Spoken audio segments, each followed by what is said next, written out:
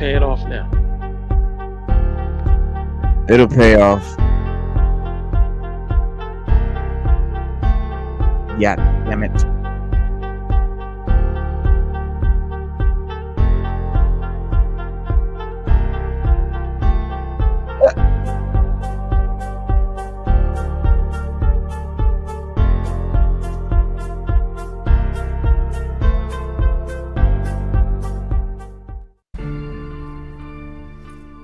Everybody move like brothers.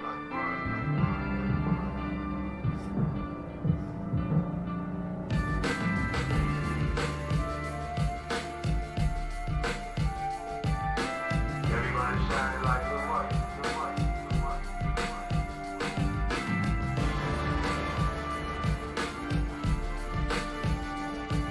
Ain't nobody cool like this in the world. Never will be, and I will be, and I will be, and I will be. Yes, y'all. What's good? Sixth Element of Hip Hop. I am your host, Reno Noir, and this is your co-host, Stu Dog. What's good? Peace. Yes, sir. Wait for motherfuckers to roll in here. What's good, everybody? Yeah, man, we got a great. Well, it's a great show as always, but we got some great news. I'm happy to say that the Superman teaser is here, and we're gonna watch the trailer tomorrow. But we're gonna bust it all down tonight. I'm gonna tell y'all what to be expecting in that trailer, because some of us have gotten to see it. The press passes, those of us with the inside scoop, but we can show you the teaser. So We know. I'll check. We can see the teaser. Yeah, we're Because gonna watch the teaser. I was having problems. Did you find? Because I was having problems finding the real trailer. I do. Mm-hmm. You probably found a real one by now, but I was having Mm-hmm. trouble finding the real one. And everybody was Oh, doing their little thing where they throw their little 2 cents, or they were showing some other stuff. And like, I seen one trailer, not to hold us up or anything, but I know I seen one trailer. This is no lie. It showed the real trailer, but in the beginning of the trailer, it showed clips of the other Superman movies. yeah. And then at the end, it showed. So the thing was like, I You knew it was like? supposed to be a No, teaser, that ain't real. but the trailer was Yeah. like, right. But the trailer was like 2 minutes long. So I'm like, what the hell? Because the teaser's only 36 seconds, something Okay. like that. Okay. Right. So what it is there's the teaser poster, motion poster, right? That they did with the streaks going up and down. He's just sitting there on the poster. Then there's the teaser. It's like a 30-second teaser, and that's what we're gonna watch tomorrow morning at 9 a.m. DC is releasing the full trailer, which is actually gonna be longer. There is no trailer out. Anyone claiming to have the trailer is full of shit. It does not come out It's full until of 9 shit. a.m. Yes, tomorrow it does. morning. Now, and I'm gonna tell you why. I'm gonna tell you something too. There is an Easter egg with the trailer. Oh yeah. The trailer was the teaser was released on the 15th, which is I think the first time December 15th. I think was the first time that we saw the Christopher Reeves trailer for one of the Superman movies. I think it was the first one or something like that. I don't know which one. And then that it's like an Easter egg the way they released it. And then the trailer being released tomorrow is a homage to something else with Christopher Reeves or something, all the Superman movies. So there is a method to this madness. There is a reason why they released it on the dates that they did and the way Oh that yeah. they did.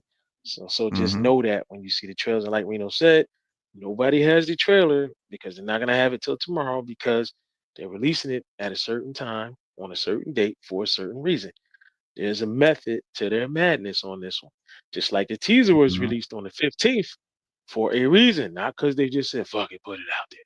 No, it was released for a reason. They are paying homage Right, to the Christopher original, right, Reeves and to the dates that they came right out to and the shit. original, Yeah, yeah, right. right. And this is cold, guys. Now I know some people may be in here because they saw the banner, right? DCU beats MCU, proven by the teaser. It's a hot take, I know, but here's the thing. I haven't seen anything that excites me this much from Marvel, and I don't mean trailers, I mean whole fucking movies, except for Guardians 3, Deadpool and Wolverine, since Endgame. Since Endgame, Yeah. I haven't seen anything that excites me as much as this 30-second teaser. And I can't tell you why. It's something about it. It's a vibe. It feels like super. It feels like a comic. It feels like nostalgia. It feels like everything that I think everybody has been craving. And I think that James Gunn is going to teach Kevin Feige how to make comic movies, literally. And I say that knowing full well how great the original MCU was, the Downey, the Chris Evans, up until Endgame, until they killed Iron Man. That was phenomenal, but it still wasn't comic adaptation. What it was we're going to take Iron Man, these are characters from Marvel. We're going to take the characters from Marvel and we're going to take lore from everywhere from the golden age to modern, different universes. We're going to go to the Ultimate Universe. We're going to go all these different versions of the character. We're going to cram it all together. We're going to borrow from all of those things and put them in each movie. Well, Right. that's not how comic works. Like that's not how comics aren't manga. Comics aren't where everything is the same author, the same story, the same thing from the time it starts till forever. No. How many different authors write an Iron Man comic? How many different runs are there? How many different universes, different titles, different blah, blah, blah, blah, blah. So comics are not one cohesive thing. So when you borrow from all of them, you have fans sitting there going, oh, wow, look, I know, I recognize all this shit. And for a minute, you're hype, but that shit fades away. And because it's not real literature, comics are real literature. Comics are real fucking literature. And the writing is phenomenal. The writing is the way it is for a reason. These characters are important for a reason. They're loved and popular for a reason. There's a reason that, Marvel, Warner Brothers rather, and Disney are putting all this money behind them because they're written well and people love them, and people love them because they're written well. So when you start taking shit and just making up new Hollywood versions of shit, people are going to get tired of it, and it's not going to have the same gravitas, the same weight, the same passion, the same everything that the comics have. But I think the reason I say that the DCU is beating the MCU and will beat the MCU and is outdoing the MCU, and I will die on that hill until they prove me wrong, it is because what they're doing is they're going to take a story, like say for let's make an example. We'll do the Wonder Woman, Superwoman, Supergirl. So Supergirl, right? So the Supergirl story, they're taking the actual comic book, the story, the graphic novel. You can go buy it, read it. It's one story, and they're adapting that story into a movie. You have to on that one, Reno. You have to, because But that's how you do it. that story that was written for Supergirl is so well written, Mm-hmm. so well put together. If you read it, if you read comics, I'll put it to you. We all read comics here in the chat. Me, you, we all read. But people who haven't read a comic, if they read that, they will honestly come to you and say, that was some of the best stuff I ever read. Mm-hmm. Straight up and down. Because Mm-hmm. that's how well written it is. It deserves to be, translated to a, just like with Ultimate Spider-Man right now. Right. Listen, I'm blown away by Ultimate Spider-Man right now. I really, Oh really yeah, am. it's phenomenal. I can't wait for Ultimate Wolverine. But Yes. I'm really, yeah, I'm really like I'm just blown away by it. And the story, sometimes like the other, like I say maybe 2 months ago, I was trying to read some old G.I. Joe comics. Mm-hmm. The pacing and the words and everything, it was putting me to sleep, bro. Like I was like, because it's so much dialogue, So much and it's dialogue. it Very yeah, Hama and it dialogue heavy. yeah. Not saying it wasn't good for its time, but it didn't hold, like, for me now. I could have read it back then when it came out, but now Yeah. I'm like, all right, where are we going with this? Well, it's a Like lot they'll of be text. standing Larry Hama's right. into like military. He's got the military text and all. And There's that's a what I was lot getting of ready to say. It's a lot of things they explain. It's a lot of side notes. It's a lot of, not saying it ain't fun to read, but I got to be in the mood to read it if I'm gonna get through it. That's just it. I'll put it like that. right. But if I was to hold it up against Ultimate Spider-Man, I'd be like, well, shit, I gotta go with Yeah. the Ultimate Spider-Man. I The mean, Marvel's yeah, biggest mistake is, like you said, Reno, they need to adapt some of these comic books into yeah. movies. Like you could Marvel's do, biggest mistake was not giving James Gunn Kevin Feige's job. But yeah, I or digress. hiring Jonathan Hickman to write a story for them, an Yeah. original story for the X-Men, Right. do something for the X, or taking Or the new fantastic. stuff that they read. or Well, here's Fantastic Four, or the if they would just yeah. adapt some of Hickman's stuff, if you adapted Hickman's Fantastic Four FF, bro, that shit would be fucking dumb. It would go dummy. If they adapted Hickman's Avengers, Hickman's fucking X-Men, anything of Hickman's, dude, it would be it's so fucking. Hang on, let me see what Hunter Iggy's talking about. What did he say? Hold on, because Hunter will be like, "Yo, did you see my shit?" Reno Noir, David Ayer is receiving a death threat from Zack Snyder brothers for supporting James Gunn. Jesus. Damn, Wow. it's that bad out That's right. there? Yeah. Hunter crazy, That's called him crazy. pretentious and a sellout for supporting the guy that can help him get his cut really. I mean, just yeah, that seems counterproductive. I don't know if Millie Alcock was a good choice, though. Well, see. So I'm kind of, I kind of. Let me ask you this: did you watch the Game of Thrones reboot, spinoff, House of the Dragon, that Millie Alcock is in? Because she fucking killed it.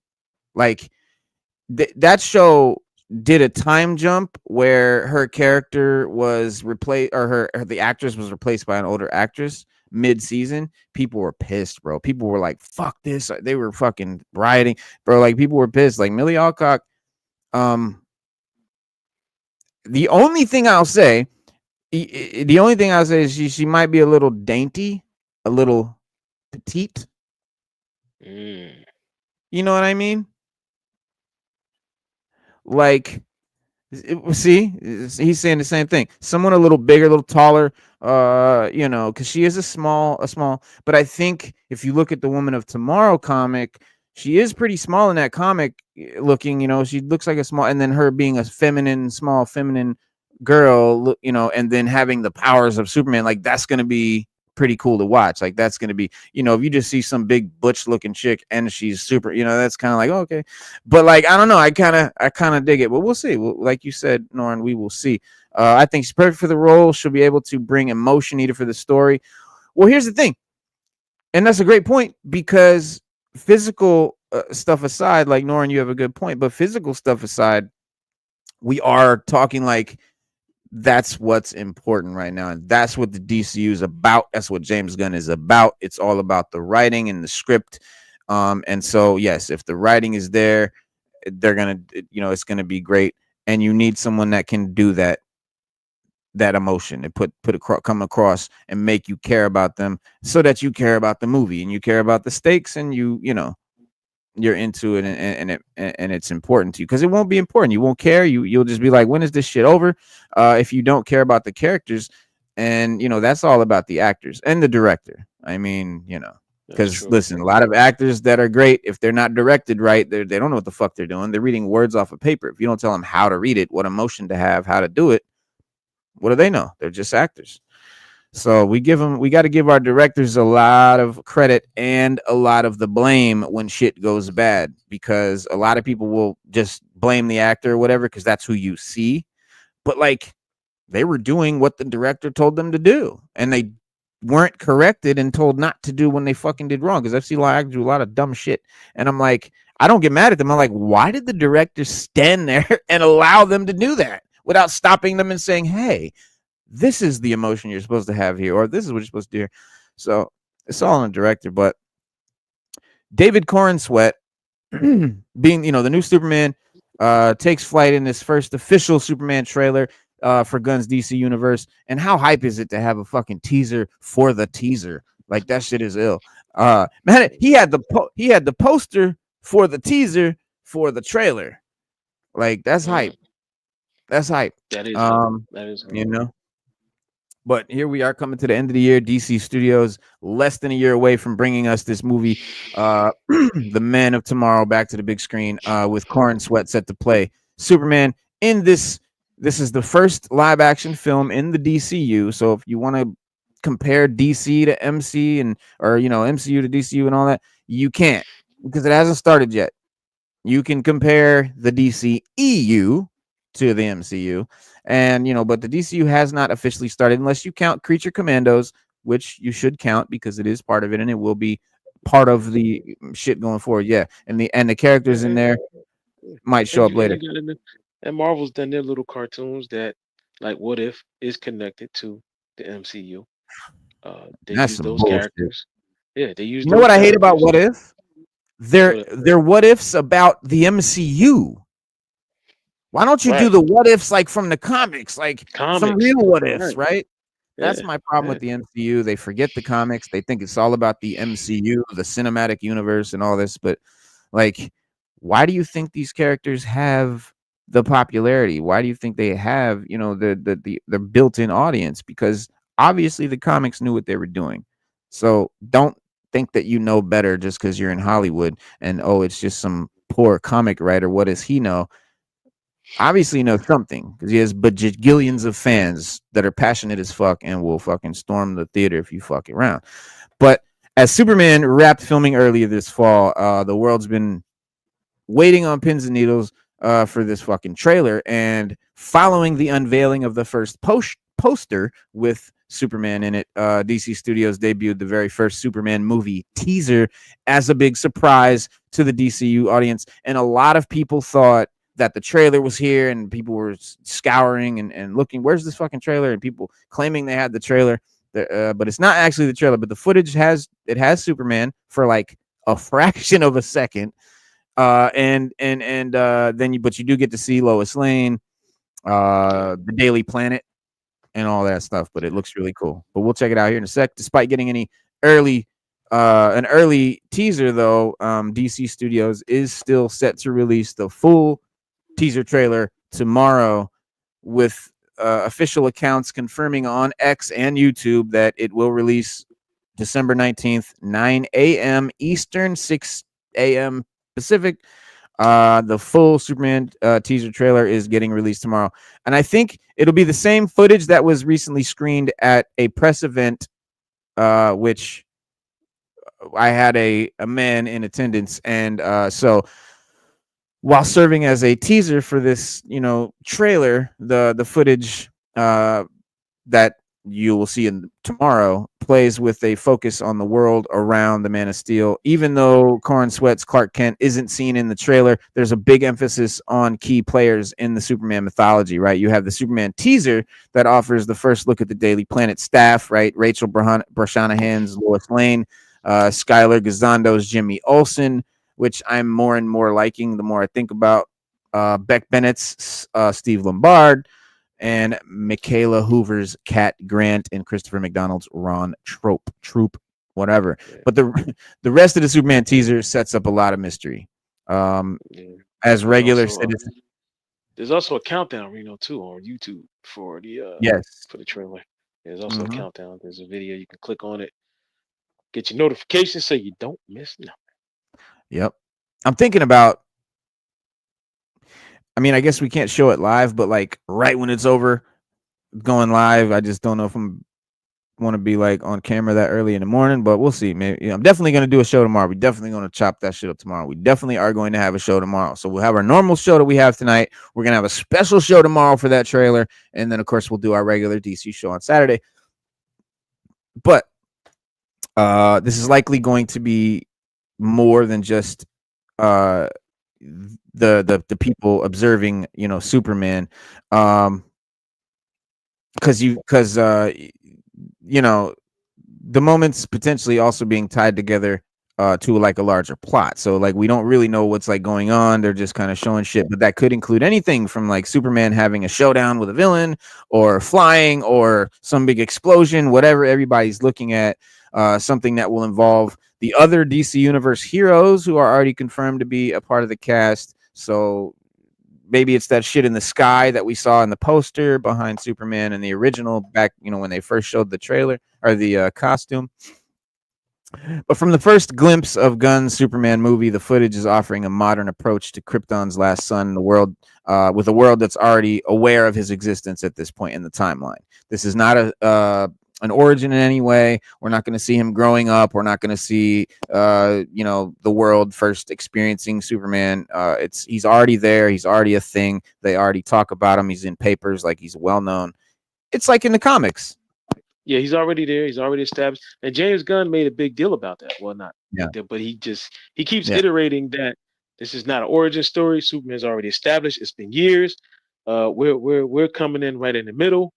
where he's already established. He already knows how to use his powers. He's all grown up, and that's where we're starting from, which is great because we've said it here. We don't need another origin story. We don't want another origin. We already know Superman's origin. We know where he came from, and we know how he get down. Yeah, yeah, yeah, I agree with that. I agree with that, Slate. I really, yeah. really do. Yeah, who knows, man? Who knows? I guess. Well, I'll tell you why. I mean, it's not really like why, but what they're doing instead of taking. I'll give you a reason. Because Jonathan Hickman's story is a story. It's one story. Marvel doesn't adapt comics. Marvel adapts the Marvel. MCU doesn't adapt comics. Let me rephrase that. MCU does not adapt comics. They adapt the Marvel universe. They take everything the Marvel universe has to offer, and it's all their crayon box that they can, they can use for this movie. Case in point, Fantastic Four movie coming up. Female Silver Surfer, Shalabal. There's no comic book where that happens. There's one-off shoot comic where Norrin Rad's wife gets to be the Silver Surfer with him. He tells Galactus, like, can my wife come with me, kind of thing, and like they're the twin surfers, right? That was this whole thing. But there was never a time when it was just Shalabal as the Silver Surfer. That's completely something that Marvel plucked a little thing out of one universe, the Earth X universe, which is not 616, doesn't happen in the 616 universe, not a main Marvel thing, and putting it in this Fantastic Four movie that's taking, also borrowing shit from 10 other places. So they don't adapt comics, and that's what I think I've always been missing. That's what's always, because I was, something just never fulfilled me totally. Like, it was always great, but like nothing was really like, never like fully scratched that itch. And it took me, probably 10 years to figure it out, but it's because they're not adapting actual stories here. They're just taking shit from all over and making movies out of all the material that they have to use. And I think DC has the right idea that they're actually going to take stories and adapt a story. Like, it's common sense. I don't know. The Engineer as first villain, possible switch to ally by the end, is interesting to me. I think will be a bigger bad, just a guess. I agree. Yeah, I think Engineer will be like a first villain. And there will be a bigger. I mean, obviously Lex Luthor's in it too. He's not going to be the big bad at first. He'll be kind of like a, oh shit, watching all this shit go down in the first one, and I think in the second one he'll be like the main, or a big villain, or a big problem. He chose Star for Suicide Squad. I think he'll dig deep for a villain for suit. Yeah, I mean, it would be very James Gunn to pull some crazy ass villain that we're not used to seeing out. Like, I mean, even if it's just any villain we haven't seen in the movies before, I'd be happy. Fucking Brainiac or something like this, but I'm just happy that they're putting other characters other than Superman in the movie. I'm glad that, they're actually adapting stories. I don't know if Superman, I know, right? Mongo would be a phenomenal villain to use. We haven't seen, but I still think Darkseid. Yeah. Yeah. Well, I think Darkseid needs to be the big bad that maybe 3 movies down the line or something like that. But we need a better, like, cause that shit that Zack Snyder gave us was just a fucking tease, man. We didn't really get Darkseid walking around being a bad motherfucker that he is. Well, we do know Luthor is, for right now, the main antagonist. So well, he's not. Be the way Gunn does things. He's not the main antagonist. I think. No, I'm saying not in the movie. Engineers. I'm saying I'm saying for the DCU, he's probably going to be the main antagonist across the different movies. So we know he's going to be in there, and even in the comics, Luthor is the main antagonist behind the scenes most times, not in the forefront. He's always in the background, just pulling the strings and manipulating things. And I know, and the way they present, because even when I watched the trailer, that little 30 seconds, you keep saying LexCorp. Not LexCorp. Luthor, is it Luthor Corp? Luthor Corp or something. Luthor Corp. Yeah, Luthor Corp. And they changed it right from LexCorp, because it was LexCorp Right. in the DCEU, but it's Luthor Corp in the new one, and that's just that's to show the separation. And we don't know if he's going to be bald or if he's going to be have hair, but we do know that this is a younger version of all the heroes and villains, and Right. that's why he went with a younger Superman. We Yeah. know Cavill and all of them, they're gonna come back eventually, but they might come back as villains or in different roles or older versions of themselves. They did. I did watch a thing where James Gunn said that they're gonna soft reboot the Flash, so we know a Flash movie's coming, but they're gonna soft reboot it off. They're gonna pull certain things from that last Flash movie and soft Mm-hmm. reboot the Flash in so that they can have Flash in this universe here. So Right. however that's gonna work out, I don't even know, but I'm excited for it. I'm like you. Yeah. Right. Yeah. I got my shirt and cape ready too. I'm ready for it, and I'm ready for it tomorrow. I'm just ready for the whole thing. Like, Hey, you know what I'm gonna do? I'm gonna what's up? tie a towel. I'm gonna tie a towel around my neck, like when I was little. I used to be Superman, Go huh? run it, go with it, go run it with it. Or tie the beach See, towel yeah. around, jump off the couch and shit. Yeah. Let's get to the trail. Let's get to the trail. Let's get to Let's bust it up. it. Let's check it out. Let's bust it up. All right. So it's very fast, so don't blink. Here we go.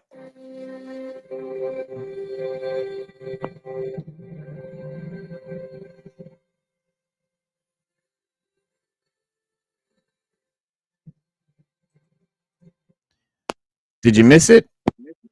And listen, guys, because I don't want to get flagged for copyright infringement, we have to stop it and talk about it and blah blah blah. We can't just Yeah, we watch it, do, right? So, we do. So bear with us, people. And if you bear with notice us. something, put it in it. If you notice something we don't, put it in the chat so we can talk about it.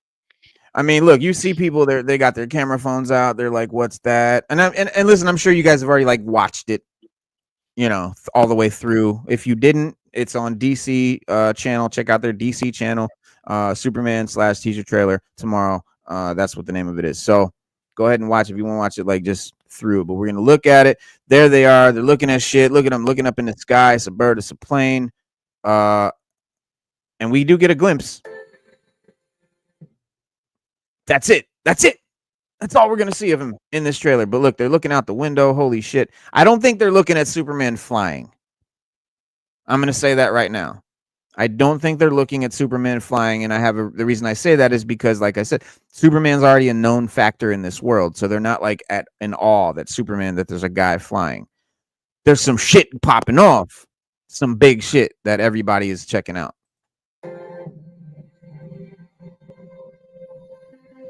I'm sorry, I gotta see it again. He just looks so cool. Oh shit! Yeah.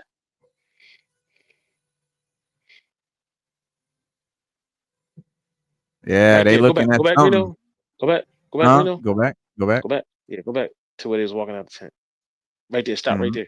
Mm-hmm. If you look right there on her thing, it says Luthor Corpse right there on her. That's why she's holding it. Because who would hold a clipboard with the information outwards unless they wanted you to see something? Right.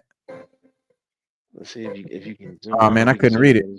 Yeah, You it ready? says Luthor Corp. Yeah, I watched it on big screen. It says Luthor Corp. Okay. Yeah, I'm looking at it on a big screen too. Yeah, because I was like, well, why would you be holding that out? Let's see. Yep, it does say Luthor Corp.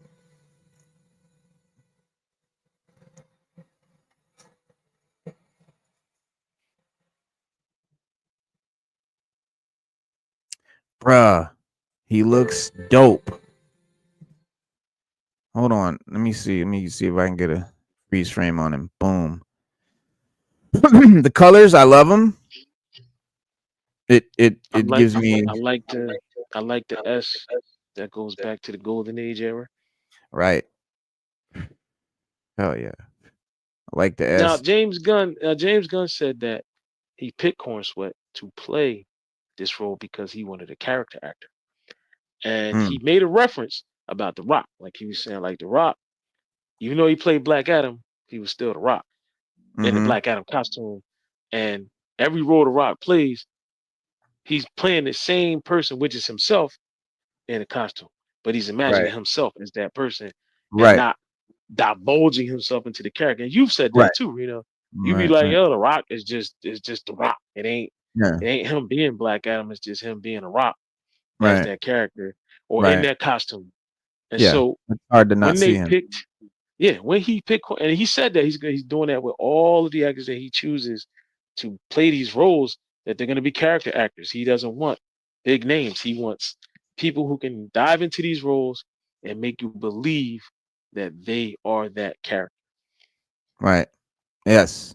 And I think yeah, and that's why I think the DCU beats the MCU because they are more concerned with the craft, the art, the story, the actor, the characters, right?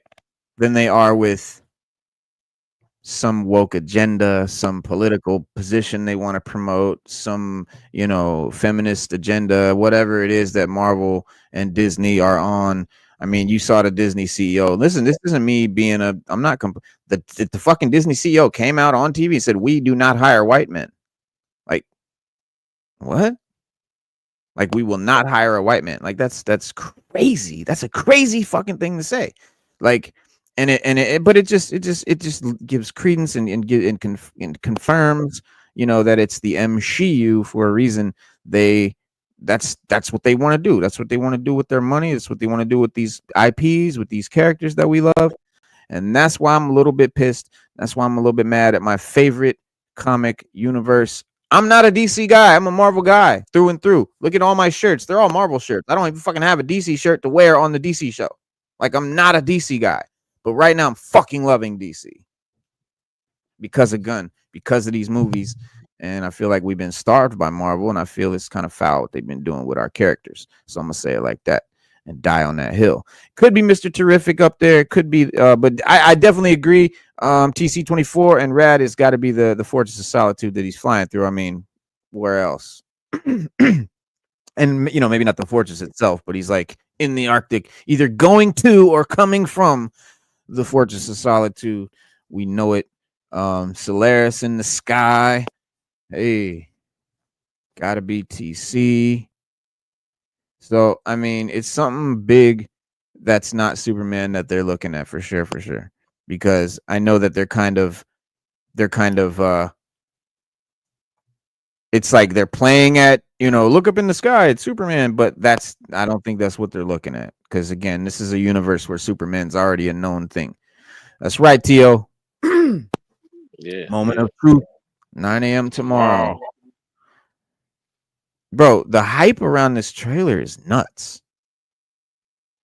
If you think about it. No one's anticipating Reno? trailers like this. You know what it is, Reno? Break it down. A lot of people say, like, a lot of people be like, "Oh, Superman, whatever. I only give about Superman." But to be honest with you, we Fucking Boy actually Scout. do. Right? We actually do. We actually care about Superman. And I'm gonna keep it even a buck with you. We haven't gotten a good Superman movie since Superman 1 and 2. Man of Steel was good, but it was a mixed bag. Like, a lot of us liked it, and some of us nerd Nick picked it. But I thought it was a good movie. But now the hype behind this movie is the director, the casting, the actors, the production.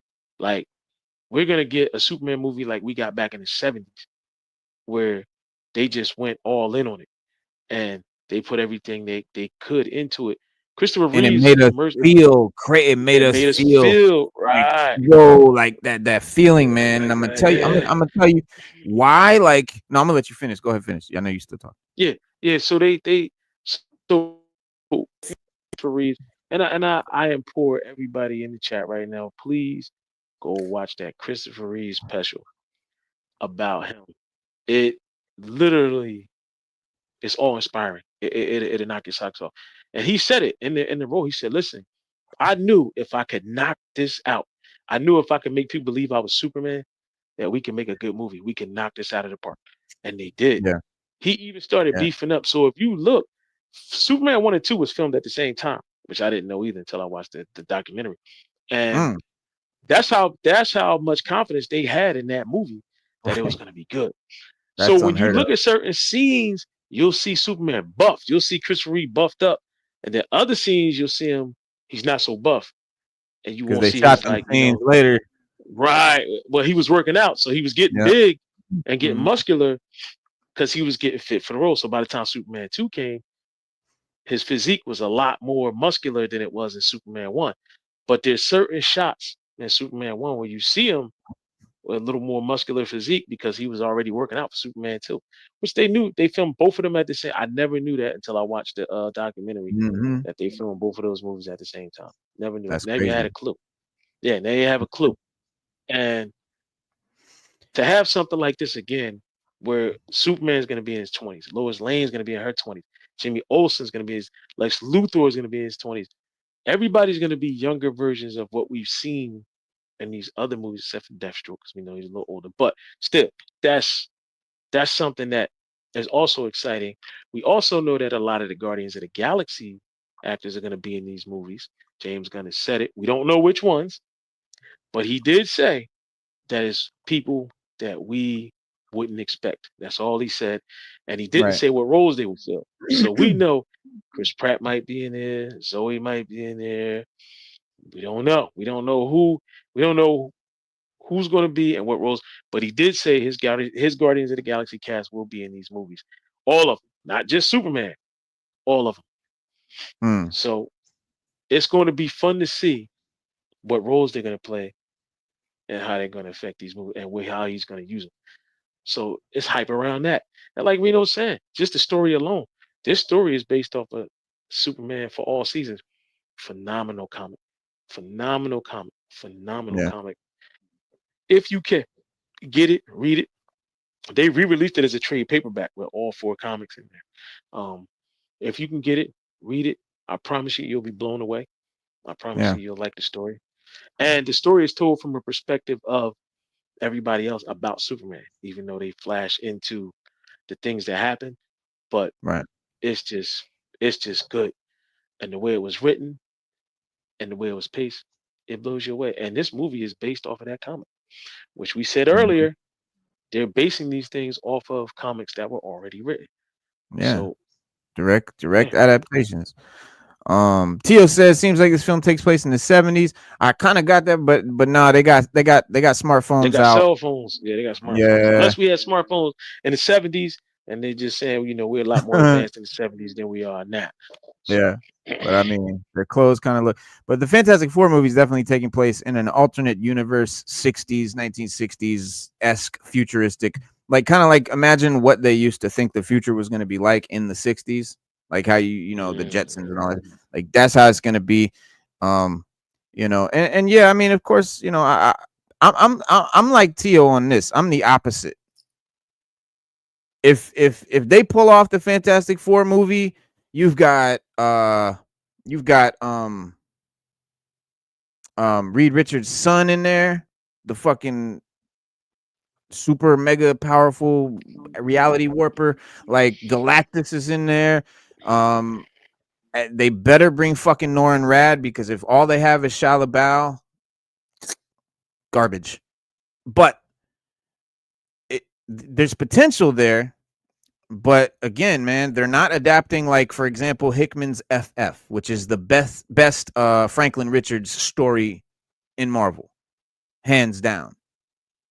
Got him creating fucking galaxies under his blankets and shit, and it's fucking dope. And like, if they were adapting a great Fantastic Four story like that, I'd be like fully confident. But the fact that all Marvel does is grab shit from 70 different fucking universes and 70 different years and all this different titles and shit and crams it into one story, I can't say that it's going to be good. But if you're telling me that we're adapting this comic, well, I know that comic is good, so I'm pretty sure this movie's going to be pretty dope because I know that they're. But like when it's a fucking crapshoot. I'm not saying it's going to be bad. I'm just saying everything since fucking Endgame has been bad, except for Guardians 3, which was James Gunn, and Deadpool and Wolverine, which is a fucking fan service movie, which was great. Hopefully, and I think that they're learning some sort of lesson here because that quick fucking pivot to let's bring back Downey, and now they're bringing back Chris Evans and the Russo brothers to do a 2-part to do a Avengers Doomsday and Avengers Secret Wars. They're trying to recreate Infinity War and Endgame, The problem is the only reason Infinity War and Endgame were as great as they were is the fucking build-up. The 10 years of movies building up to it, and it was like, oh, and it was a culmination, and here's everybody we've been watching, and it was fucking amazing. But you didn't do that again. No. You don't have a build-up, No. so you can't have an Endgame. No. You can try to make 2 Avengers movies with the Russo brothers and Robert Downey, but it ain't gonna fucking feel like Endgame, no matter what, because they don't have the build-up. No matter how great it is, they don't have the build-up because everything has been shit since Endgame, because they've been more worried about, you know, appeasing the fucking Twitter mob than actually adapting good comic stories. And again, I say this as a Marvel super guy. Like, I'm a fucking super Marvel fan. I'm a Marvel guy, 100% through and through. And I'm gonna tell you, but that brings me to another thing. And as Stu mentioned, look at the hype around this. This is Superman, the character everyone hates, right? The one nobody likes, the Boy Scout. Nobody want to fucking fuck Superman. Blah, Superman. Blah. Give me Batman, right? But I'm gonna tell you what it is. When you were a little kid, you put a towel around your neck and jumped off the couch. Not as Spider-Man, not as Wolverine, not as Iron Man, not as Batman, as fucking Superman. Every kid did it. Every little kid was Superman. Yep. I don't care. Every little kid had a cape. Yep. Everybody had a cape. Yeah, what you later grew up into, that's one thing. And everybody grew up and okay, yeah, fuck Superman and blah blah blah. But there's the kid in you, and it touches that nerve, bro. It touches that nostalgia nerve, and that's what I see in this trailer. That's what I see in the trailer. That's what I see in like these teasers and all of that, and all the shit we've seen, all the stuff that I've been talking about the DCU, all the news we've been getting, all of that stuff. I feel that. I feel that feeling, that, man. So that's why. That's why everybody's hype. So all that, you know, blah blah blah. But I'm gonna holler at you, Slade. I got you, fam. Let me see. All right, he said I'm hyped for Superman, but I am curious, just curious for the Fantastic Four only. I know Marvel will a new rapper on the same old product. Oh yeah, like the same rapper on the same. Put the same product. Put a new rapper. Put a new rapper on the same old product. Putting that's true. On it. Yeah. Yep, that's true. Yeah. New what's my saying? New packaging, same product. Right. Losers. It's that's a skin. That's just it. Yeah. We know skin. That. Because we know Disney is all about the females, they're all about the princesses. So when people call it the MCU, at first I thought it was just like a thing, like these guys are nitpicking. Right. But then I'm watching these movies, they hate women. Right, yeah, like and I'm watching these movies. I'm like, man, stop, please stop. I'm watching these movies. And then I'm noticing, I'm like, damn, like, wait a minute, hold up. It is a lot of women in these movies, and they are better than them, and they are more to the forefront than the other characters. Like when you got Thor: Love and Thunder, we didn't need Jane to become Lady Thor. It did nothing for the movie. It did nothing for the movie to progress the story. Like, did we like it? Marvel did, but it did nothing. It did nothing. It did nothing to progress the story of the movie. That's just it. Like, let's keep it a buck. And then when they talk about Star Wars, She-Wars, same thing. Yeah, I'm a big DC fan and X-Men fan. I've always wanted DC to establish. Snyder did okay, but we'll see. What Gunn cooks up tomorrow will be a small taste. T.O. Jones, you are so right. And you are so, matter of fact, I couldn't have said it better. And I'm gonna go with you on that. But tomorrow will be a small taste. I agree. But I'm with Reno. I think that they're gonna do big things. They're gonna be doing big things. They mash too much. Marvel mashes too much together. They put all the different. You know, Jane Foster needed her own deal. Her own movie. Thank you. Now and that should have been a Disney Plus thing. Yeah. Oh, the Lady Thor, that should have been a Disney Plus thing. Give me 4 episodes of that. I'm gonna keep it moving.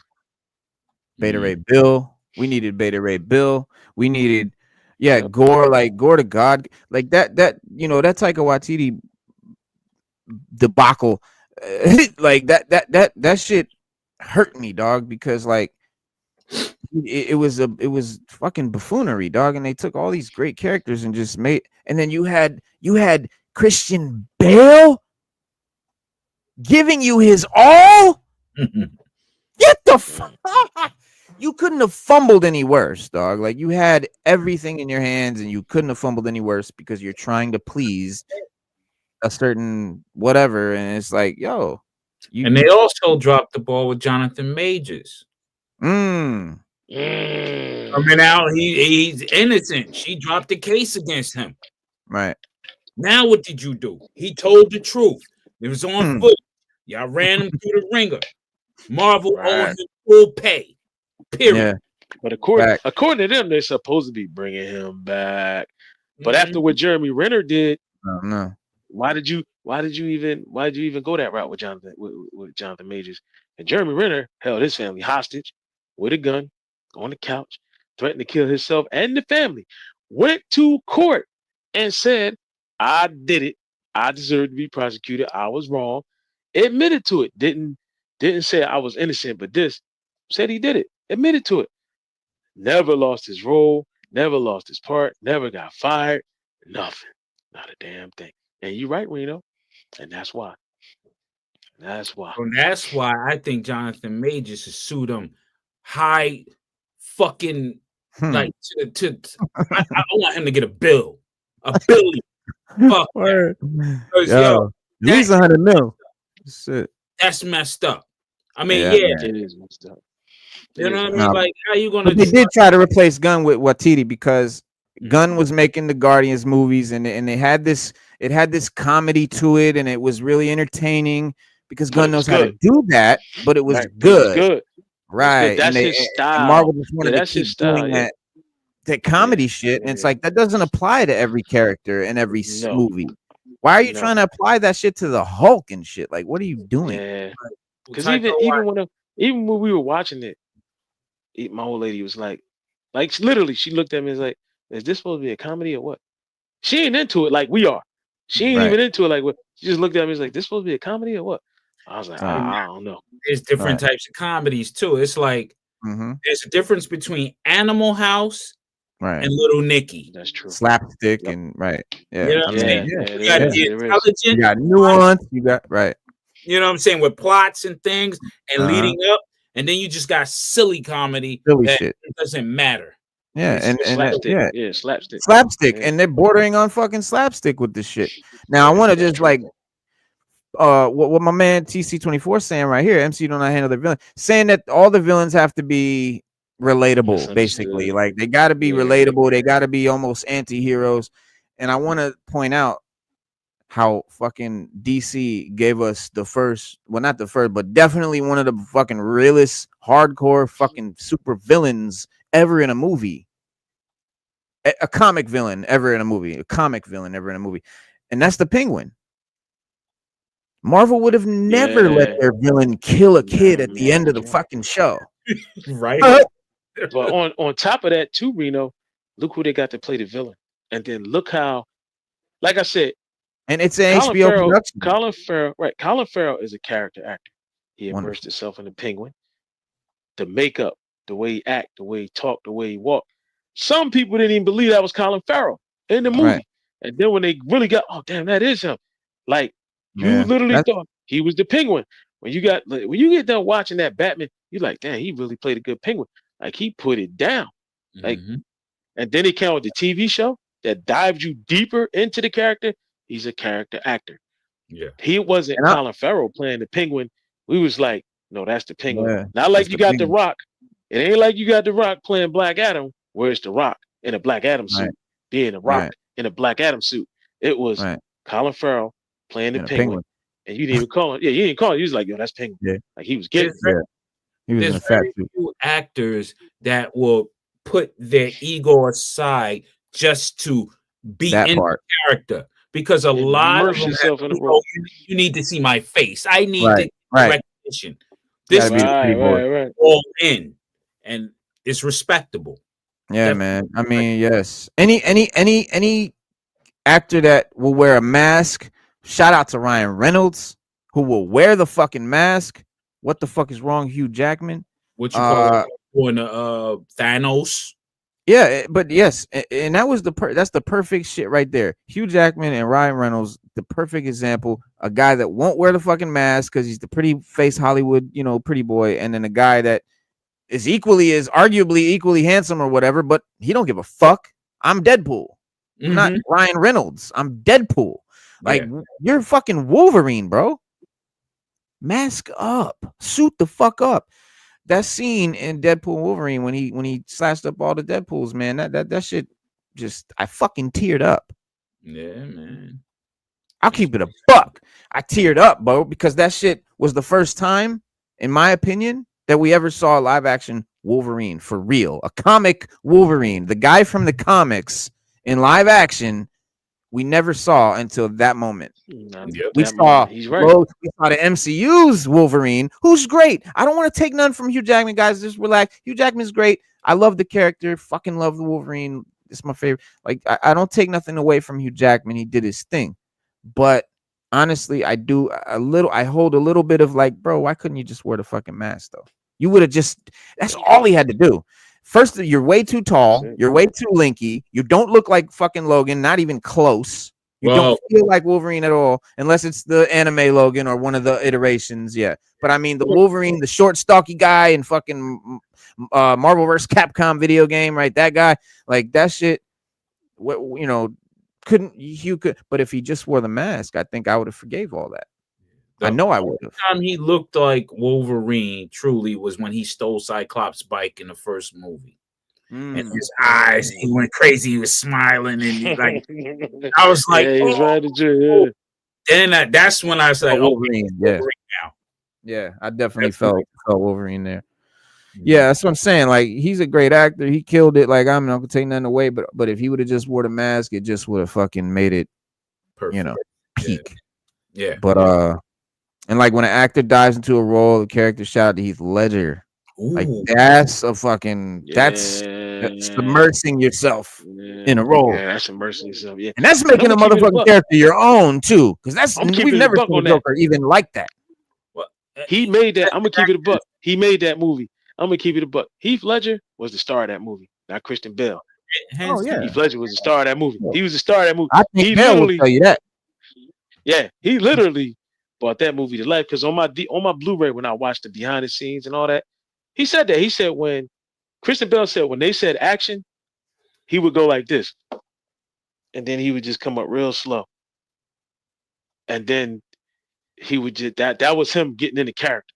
Like they was like, they like, all right, lights, camera, action. They would hit the joint, and he said Heath would just put his head down, and then when it was time for him to say his lines, he would come up real slow, and then just had that voice and that laugh. And he said even in the dressing room, he would be rehearsing, and you would hear him doing it. It was creepy. The laugh, like he was like, it was just super creepy to hear him in the dress. He said you would hear him in there talking and just acting it out, and it'd be like it's two people in there. And he said, listen, he said it scared me the way he played the role. He was like, I was scared. He said, I was scared. I was like, damn. You got the Batman DVD, watch it. Watch the special features, and they go through all of that. Heath Ledger said he was in a hotel room. He said he was in a hotel room for months reading Batman comics, just reading about the Joker. He said, I didn't want to read about Batman. I was just reading Joker, and I was just immersing myself in the Joker, the role, being the Joker. And surprisingly, there are a track record with having great actors act out the Joker. There's a track record there.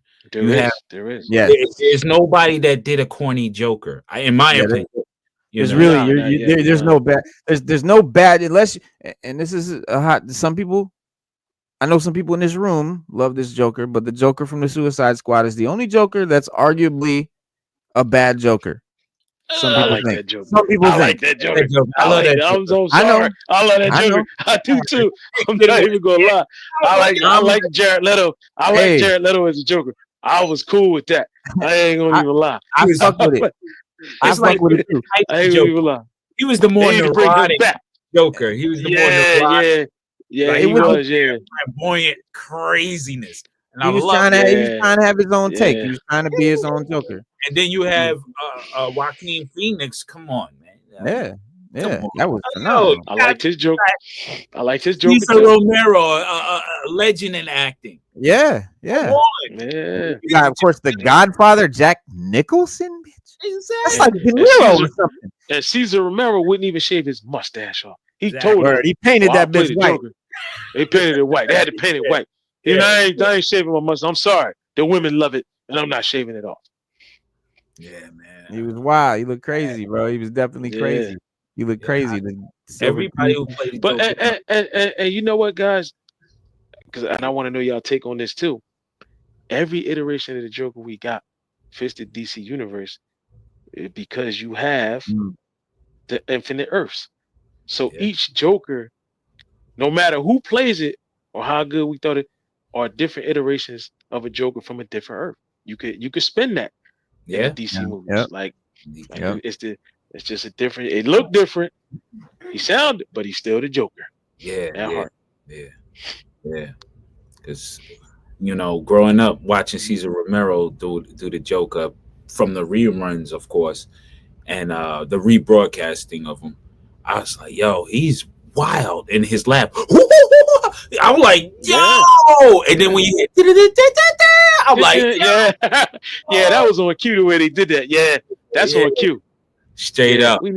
That's on cue the way they did that. Yeah, because every time he left, they do the music. Yeah. Because you knew that was him coming through. I'm like, yo, fire. Even Burgess Meredith playing Penguin. Oh, yeah, he put his. Remember when he would talk? Yeah, he always had the long. He always had the long stick. Yeah, he would talk and be. Hustling that homie. Pampers, poppers. He'll say some wild stuff after. Wild stuff, yeah, he would. Yeah, and be and how about Colin Farrell had the top hat at the end of the show? Yo, that was a shout out. I was like, yo, shout out. That was a fire ass little Easter egg right there. That was for the fans. He gave that fly nod. He did. And you got to remember, like, the thing to me. Oh yeah, and the cane. Yes, and the thing to me that sets it off the most is when Colin Farrell played Penguin. You got to remember, as much as I love DC, you got to remember, if you're a DC fan, you notice Penguin is the only villain that Batman faces. That's not crazy. He doesn't have an alter ego or nothing. He's in full control of what he does. Yeah, he knows what he's doing, but he's malicious with but he's very precise and very calculating at what he does and how he does it. Penguin is one of Batman's deadliest enemies. And he will set you up. Just like the failsafe when we had the failsafe thing in the comic. Yeah. He faked his death, which activated the failsafe robot, which Batman had to fight instead of Penguin. And then next thing you know, Penguin's alive. Like, I don't know what you're talking about. You killed. I don't know. But yeah, Batman's got this robot chasing him that doesn't know the difference between Penguin being alive. All he knows is Batman killed. Robot comes to life, and the robot's out to kill Batman. Now Penguin's sitting back like, well, guess what? If you live, you live, and if you don't, that's even better for me, I guess. But it was a genius plan by the Penguin, because we all know Batman has a contingency plan for everybody, even himself. Penguin made him activate that contingency plan. Right. And with the Penguin, if you noticed in all the different series, let's say, he's the brains of the operation. He is master planner. When they all come together, he's the master planner. Besides, if we extend it to Lex Luthor, but it's always the Penguin in Gotham. Like, you got the Riddler, Catwoman, all these different, villains coming together to team up against Batman. It's the Penguin that comes with the plan. Right. You know what I'm saying? Yeah. Absolutely. Well, speaking of the Penguin, speaking of the HBO Max shows, because again, DC killing it, bro. Because like DC or Disney Plus, for all its money that Disney has, and that the streaming service alone charges and obviously has, they don't have their production quality is like a fucking CW show almost. It's not quite that, but it's not HBO level. Like HBO is your Game of Thrones, Sopranos, real damn near cinematic shows that are almost like movies. And like DC got that, bro. And like the Penguin show was just on another level. It was like a real show that I would just fucking really watch. Like none of them DC Plus or Disney Plus shows, those aren't shows that I would like watch. Like I'm watching them because they're Marvel characters. Like that's it. That's the only reason I'm watching. Penguin's like a show I would have watched. And like there's a new series that's coming out for the DCU that I'm really excited about because they say it's going to be kind of like True Detective, which is an HBO series that is a really good series that's just dope. It's like true crime where and the crime the whole show, like it feels like it's building up to something supernatural. Like there's some supernatural, something's gonna happen. Like is the devil gonna pop out? Like something is gonna be, but it's just explainable shit. It's always some explainable thing that's based in reality in the end. So what they're doing is they're doing a Green Lantern show called Lanterns, where it's going to be almost like a buddy cop show, but in the vein of True Detective. Yep. Which, if you watch the show True Detective, you know what that means. So I'm really excited for that. But we now have finally gotten a better picture of what that's going to look like, what the characters are going to look like, at least. The Friday Night Lights alum posed for a photo, the guy that's playing Hal Jordan, Kyle Chandler, with a fan that was shared on social media. And as we expected, it looks like Chandler's take on Jordan will be inspired by the Earth One version of the character from Gabriel Hardman and Karina Becco's 2018 series. So we're going to see it, stuff is going to be from that series. That's how they're doing it. And of course, there's always a chance that Chandler will completely change his appearance prior to filming. But if he looks the way he looks in this picture, that's the character they're doing. And that's also the character that they kind of been advertising this whole thing. So it leads me to believe that it does. And then, of course, we got Aaron Pierre, who's playing John Stewart. So it'll be Hal Jordan and John Stewart, where Hal Jordan's the older mentor and John Stewart's the kind of rookie, and their team and detectives and whatever, and they got to go to Earth and handle some big entity that's fucking with shit. And so we now know what the suit's going to look like, what their face is going to look like in the movie, and it is very promising. Here we go. Come on. There we go. All right, so there he is. That's his face, and you can see the Green Lantern next to him with the same similar kind of look, almost the same, hairstyle, beard in the same shape and shit. New photo of DCU, Hal Jordan, aka Kyle Chandler, with a fan. Looks like he's rocking the Green Lantern Earth One look for Lanterns. Don't forget, filming begins next month. Nice. So he's in his fucking look. And here we go. Some concept art. Okay. I don't know if this is official DC shit or if it's just some guy making it. Let's see. There's a perfect casting. This deep building. What? No, I don't want to go to X. I don't want to go to X. Rebel Ridge, Netflix. All right, so but there you go. Let's see if we can blow it up. Let's see if I can blow it up for y'all. Hold on. Not now. Here we go. Well, I don't know if that got any bigger, but there's his Green Lantern suit on the right, and then this will be his sort of walking around Earth look. Mm-hmm. Yeah, which is cool, and that's how he's supposed to look. He just played in The Lion King. He's also he's knocking it out the park right now because he's Mustafa in The Lion King right now. Oh, that's where? The voice of Mufasa. Yeah, that's the voice of Mufasa in The Lion King. And here's another tidbit for y'all. The singing that's done in the movie that he does is Mufasa. He did that himself. Mm-hmm. When nobody said, he said I got a little bit of vocal cords. So then they were asking him about playing Green Lantern. He said that he's gonna immerse himself and he's gonna knock it out the park as best he can. And he hopes everybody loves him for it. But he said he can't wait to start filming it, and he's actually excited for it. And he said he wants to. He actually really wants to do it. He actually really wants to. John Stewart. He wants to play the character. That's the thing. I mean, play the character. You gotta love the character. You gotta want to play the character. You gotta research the character. I feel like a lot of the Marvel actors aren't doing that. Definitely a lot of the Star Wars actors aren't doing that. Disney is not prioritizing that. They want everyone to do their own take on stuff, and that's cool, but you do your own take on something established. You don't just make it all up from fucking scratch, bro. Like, but this is a cool design for Hal Jordan.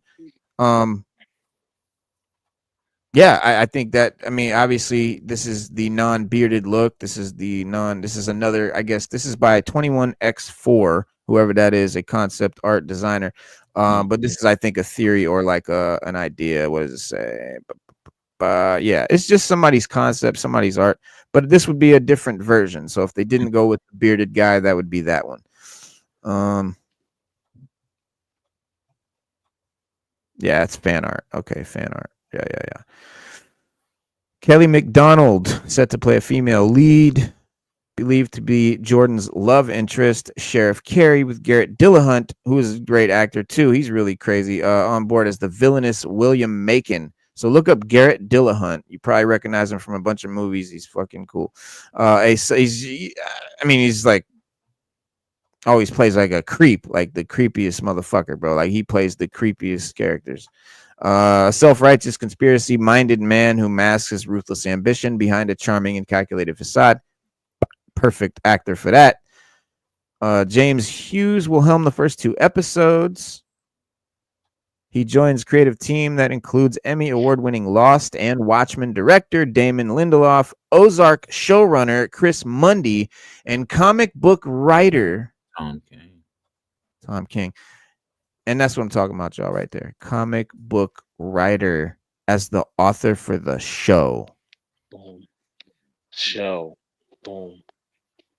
Boom. I guess somebody is listening to us out there. Boom. Somebody listening. Somebody's thinking at least. Yeah.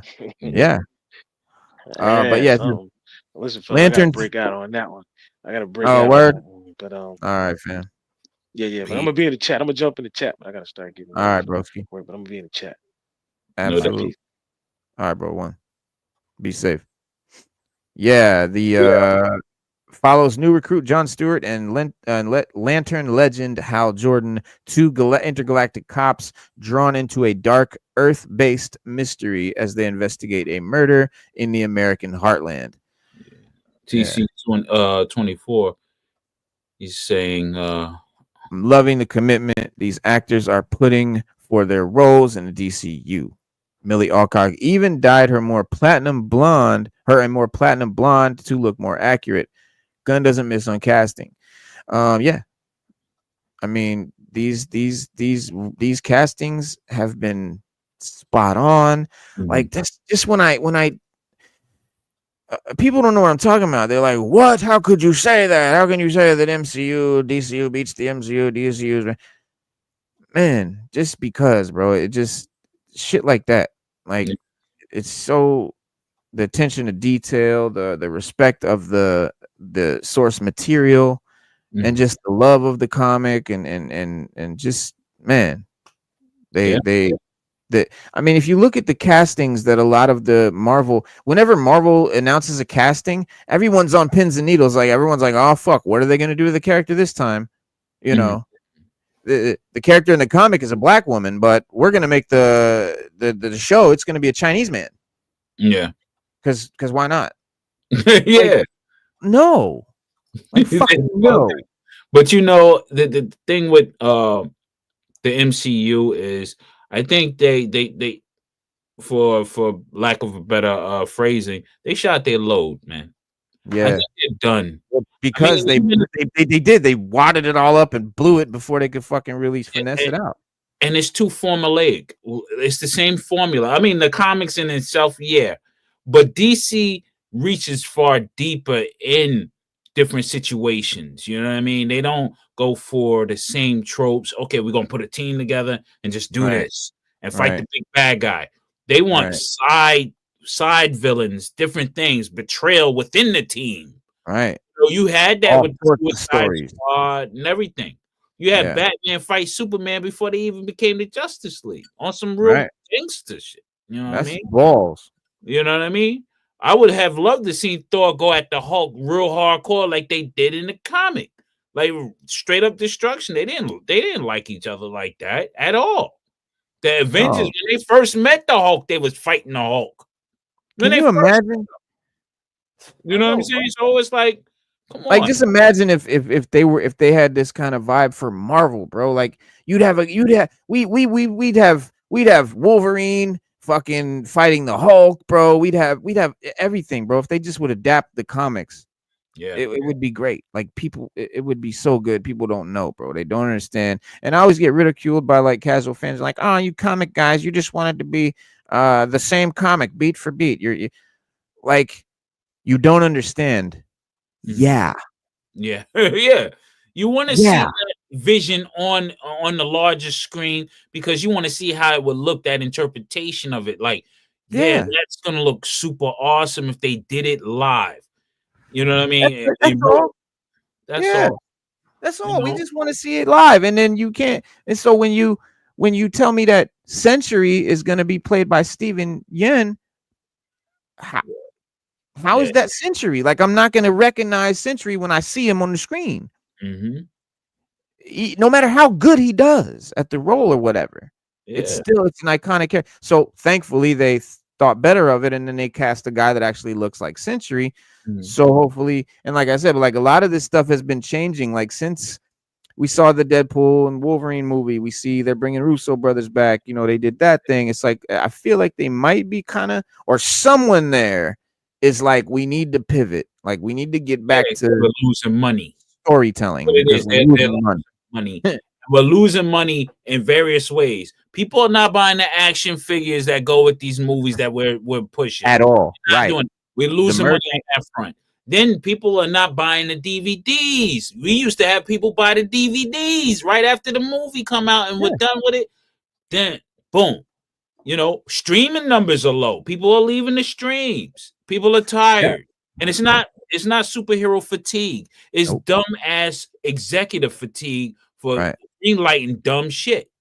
Right. You know what I'm saying? You can't just say, okay, I'm gonna do a She-Hulk show.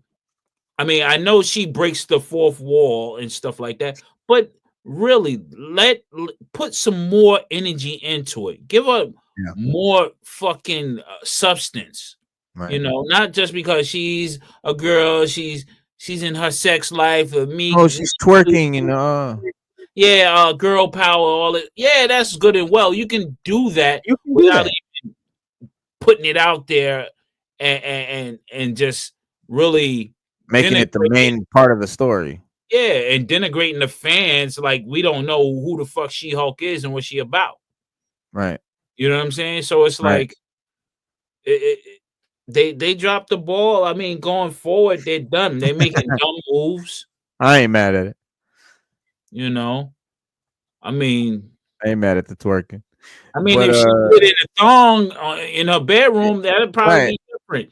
But in the office in a suit, nah. It was kind of it was kind of silly. Like jokingly, who's gonna be mad at twerking? But honestly, like it wasn't even a good fucking twerk. But like, she needed to be fighting, you know, masked up, suited up Titania. Like that's what I want to see. And then she the wrecking crew came out to be wimps. I'm like, come on, man. Like, yo, they want to turn shit on its head, like you said. Like they want to make guys that are strong in the comic. Let's make them a wimp in the movie. Like that'll be funny. You know, who's gonna fucking like? Who's gonna be happy with that? Fans of that character? No. New people won't care because they don't know who that is. Exactly. And then all of a sudden, boom, you bring in a Daredevil and he's looking like a sucker. I'm like, come on. Scar looked like a goddamn that shit. I was embarrassed, bro. Like, hey, yo, I was embarrassed. I was actually done with the Hulk when they made him look more like the actor than anything. Like I said, that ego. Right. You know what I'm saying? Oh, I want my image to be more. Right. Dude, you look like a dork, like a real, a dude that you want to punch in the face after lunch. Like, yo, and you was looking at me across the table and punch you in the face. So it's like the Hulk's supposed to be savage looking, like, yo. But then when he became Professor Hulk, he was still looking, you know what I'm saying? Like, you know. Mm-hmm. Reign of Horror, salute. What's good? What's good? Welcome. Raina Horror, what's up? But yeah, I mean, we'll see what they do with the Daredevil series. They had to revamp that. You know what I mean? Because I mean, the Netflix Daredevil, come on, they could have kept the same people that kept running with that because that was the Daredevil that we like. You know what I'm saying? What they're doing. Well, they have to do it to the T. They can't come with the bullshit and give us a curveball. Yeah, give us that curveball. Yeah, it's over. You know what I'm saying? You got to get the same gruesome, even with the Punisher. I'm a little mad that the Kingpin in Echo looked phenomenal, bro. Vincent D'Onofrio had the big, broad shoulders, the big square fucking shoulders. He looked right out of a comic. The Daredevil Netflix show, and then the new Daredevil Born Again, his shoulders are human again. They're normal human man shoulders again. It's just him in a suit. That pisses me off. Like you did so good in Echo. He looks so good. Now you're regressing. Yeah, but you want it to be realistic. I didn't mind because D'Onofrio, his acting is well above par. Like again, he's an actor that can convince you who he is. You know what I'm saying? He acted as the Kingpin, and I'm like, he is the Kingpin. I'm like, oh shit, he was great. You know what I mean? So, I mean, the bodysuits is like, okay, I understand you want him larger because in the comics he's a large dude. He could fight the Hulk, he could fight the Rhino, and all these other dudes, fist for fist. But I mean, I guess for a more realistic point of view, what they were doing in Netflix, he was sizable, but again, the Kingpin is also known for his intellect as well. Just like the Penguin in DCU, they neck and neck, really. It's just the Penguin doesn't have that physical. His mind is more clever, and he can manipulate better. The Kingpin has brooding strength when you push him. He has his intellect, and he can make people do what he want. But if you want to go hand in hand, he's gonna break you down. He's a goon at the end of the day, intellectual goon. So, and he could toss Spider-Man around like a ragdoll. Like dude is super duper strong. Hell yeah. Shit. He battled. Didn't he battle? Which I wanted to see him battle. Power Man. I remember they went toe to toe. I was like, yo, crazy. Like, right. That was hard. Yeah. So it's just Marvel. If they get their stuff, I don't think Downey. We had this talk before. I don't think Downey was the great move for them. I mean, he's star power. He's the legend.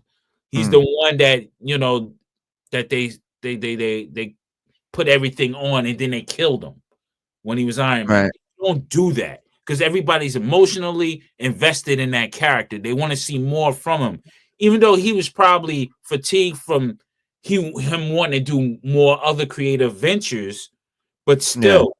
You're an iconic Iron Man now, man. You're that dude. For them to bring you back as an alternate universe of Doom Iron Man or whatever they want to do, I think that's spitting in the face of the fans because we're invested in this. Now, if you brought him back as Iron Man from an alternate universe and explained it a certain way where this is what Doctor Strange saw, it's going to be all right. That's why he allowed him to die like that.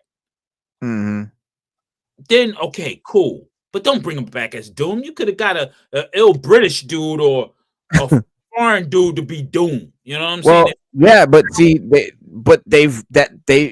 if in a perfect world, have they been doing everything right? But they've fucked themselves and ridden themselves into such a box and put themselves in such a hole that they have no choice but to bring out the big guns. They got to bring something. They have to bring someone that is recognizable in the MCU that people are going to gravitate towards, that people want to see. They can't think of nothing else to do. It's sad, but they can't think of anything better to do. It's the move that they think is going to give them some more money. Because like you said, and you made a great point, because if you look at the Eternals, the Marvels, like all these movies and shows, they put out action figure lines, T-shirts, right? The whole merch. Bro, I collect action figures. Never bought a single fucking well, first of all, I don't buy MCU figures. I don't like any MCU figures. But if I did, I wouldn't have bought a single Eternal. Wouldn't have bought nothing since Endgame. And they haven't been selling no merch. They haven't been. So yeah, they're getting hurt in the pocket. It's all sitting at Ollie's. Right. Exactly. It's Ross and shit. Yeah. That shit is not. It's garbage, man. They could do more. I mean, I'm looking at this new lineup with the Captain America. I'm on the fence about that because of Secret Wars figures. The new one with I forgot. Oh, the MCU one, the new one with Falcon Cap. Yeah, Falcon Cap or what have you. But he's Captain America and then got the red Hulk. And then they also had the second version of Falcon, the guy he's wearing Falcon's green suit, which was the first suit. Yes. So I'm like, oh my God, this is crazy. I'm like, okay. Yeah, let's see how that goes. You know what I mean? It's just like, I don't know. We'll see how it goes. I mean, the Red Hulk, again, ego. He's looking more like Harrison Ford. Yep. Well, it's Harrison Ford. There you go again. Putting Harrison in there, like that's another. I think it's a desperate move, like putting Robert Downey Jr., like bringing Chris Evans back. I think they're desperate moves, and I don't think they're gonna win. They're not gonna give them what they want. They're not gonna get what they're looking for out of doing that because it's not quality writing. It's not good quality shit. It's not the way you fucking make a great story. And they've painted themselves in such a corner. They literally would have to reboot completely. And I think they should. I think the MCU should die. It should, whatever it is, this whole thing just needs to stop and they need to reboot it from scratch. Yeah. After paying attention to what James Gunn and the DCU does. Don't do shit. Watch this shit. Yeah. Watch what Gunn does. Watch what happens, Marvel, and then, take notes. I thought they did that with Spider-Man. Because remember, everybody's mind was wiped of Spider-Man. Right. And everything, all the events. So I thought they could start it from there. You start from there. All right, Spider-Man is your tempo character now. This is the guy, right? We had Iron Man, which historically in the comics wasn't the guy. It was Spider-Man that was the guy. So starting over with Spider-Man. Build from that. Okay. Yeah. And then bring in the new, you know what I'm saying? You don't have to. No, but you're right, because like what they did with Iron Man was taking at the time an obscurish character and bringing a big name star and making a movie, which Robert Downey, he was like kind of like, damaged goods at that point, but obviously he made it what it was. But you're right, at this point doing that again ain't gonna cut it. They're gonna have to just take a character like a Spider-Man or something, start it off, in my opinion. Like, I want to see the X-Men done right. I don't think they've ever been done justice in live action. Not really. And I think that shit needs to happen yesterday. And I think it would save everything because I think people love the X-Men. When they're done right, they will love them even more. They don't even know how much they love them until they see this shit. But and X-Men 97 was great. But personally, me, I want to see the X-Men, the original 5. That's what I want to see first. Give me the original 5 battling the Brotherhood of Evil Mutants. Brotherhood, yeah. You know what I'm saying? Give me that. And then you can move in to the 1976, 75. Give me 63 first, and then give me the 76, 75 versions. You know what I'm saying? I think it was 76. But give me those versions after in the maybe the third movie. Mm. You know what I'm saying? I want to see them fight in a different way where it's just 5 of them. Marvel Girl, you know what I'm saying? Not Colossus, Cyclops, Iceman. And I want Iceman to be a vintage looking Iceman. You know what I mean? That's how I envision it. But that's just me personally. I mean, but I do know that fans, they follow the Wolverine, Storm, that it's understandable because they were more exciting. Right. In a way, you know what I'm saying? But no, it would be more, it's more exciting, it's better movie material. Put Banshee in it again. I mean, they had a good Banshee. I mean, for that X-Men movie, Jim Lee's run had a good, and Banshee can come. Yeah. I mean, but that'd be a whole dope universe, and I think they should absolutely do that. They should do that. They should do that. What you saying, and they should also have another universe where it's like the Jim Lee era, the '80s X-Men era, the Chris Claremont shit, but which is what they try. But they never adapted any of the stories the right way. Like they tried, like we're gonna adapt Apocalypse. That was horrible. You didn't even. And then Dark Phoenix. The fuck? That's not the story. Why don't you try adapting the comic? Why don't you get the fucking comic book and read it for one, and then adapt that? Yeah. Don't put that. Don't put the name of that on some other bullshit you invented. Mm-hmm. That's what they've been doing, and that's what I don't want to see.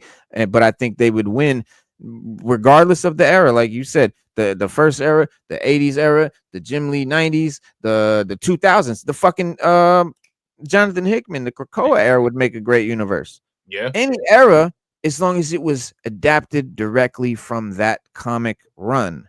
Mm-hmm. Don't try to give me shit from the Krakoa shit and mix it with the original X-Men, mix it with the 80s and put all that in the movie like they were doing. Passing and fuck it all up. Yeah. Yeah. Like they did Days of Future Past so fast. I was like, are you serious? And then they did the Phoenix. I'm like, yeah. Hold up.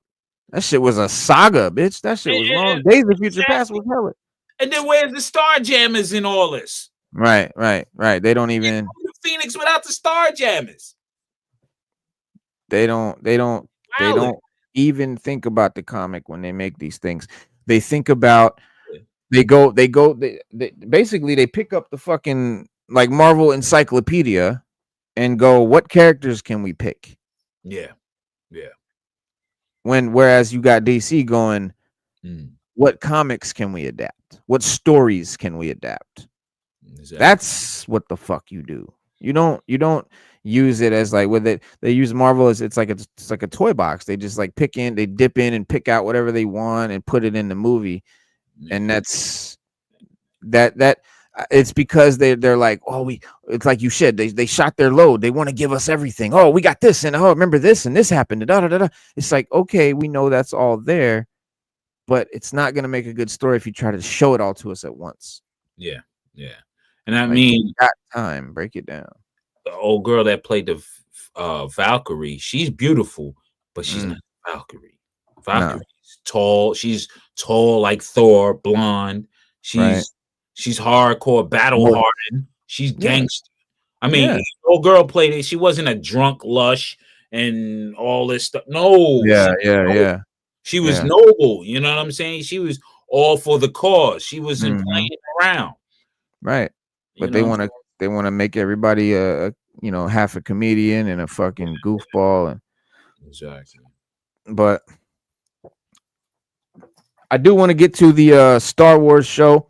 Oh. This is our skeleton crew day that we talk about, skeleton crew episode. Normally, obviously the Superman thing is going on and kind of trumped that, but still want to cover this. I know some people are waiting on it, but the episode 4 for Skeleton Crew sadly is the worst one so far by far. The episode 1, 2, and 3 were going really strong, really good. I really was liking the show, having fun with it. It's been a good time, with the whole, with the kids from Manhattan doing the mission and the SM-33 and John Norwood, and it's all looking good. Then in episode 4, it's called Can't Say I Remember No at Atten. They've got the coordinates home and they're hoping to reach their planet, without any more issues, of course. And in the Star Wars universe, no trip through hyperspace ever goes as planned. And of course, Skeleton Crew is no different. Creates a lot of potential story to unfold, little good foreshadowing stuff like that. But it leaves it does leave a lot more questions. And it did kind of hit a fever pitch of cringe.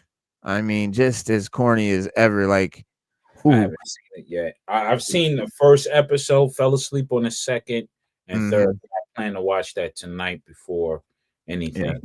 Yeah, but yeah. The third one was great. Like, it was going somewhere, and I really liked where it was going.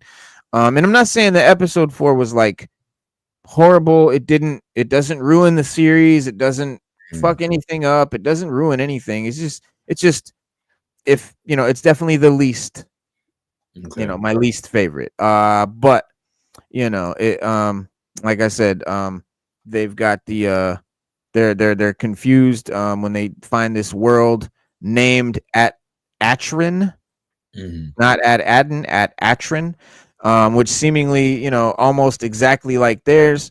You got the 4 kids or whatever kind of tossed in the middle of this clan war, battling factions, fighting over everything, and so, but yet it turns out that this place at Atrin turns out to be a different, completely different than their world, right? Is basically every single aspect, it turns out to be, and so this kind of creates so much more intrigue about why at Atten survives and why at Atrin is tossed into disarray. But the question, in this episode, I think that it raises are immediately quelled by the story's interest in finding the answers. And one of the biggest, most consistent struggles of Skeleton Crew is pacing.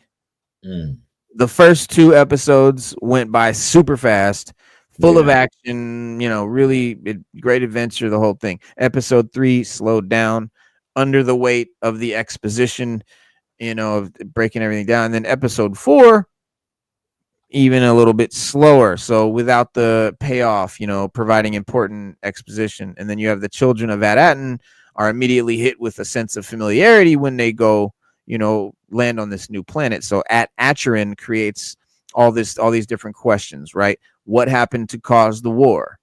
Why is At-Atten so pristine and flawless? What are the other at planets like? There's apparently these other at planets, at Atten, at Atrin. There's other ats, and they're supposedly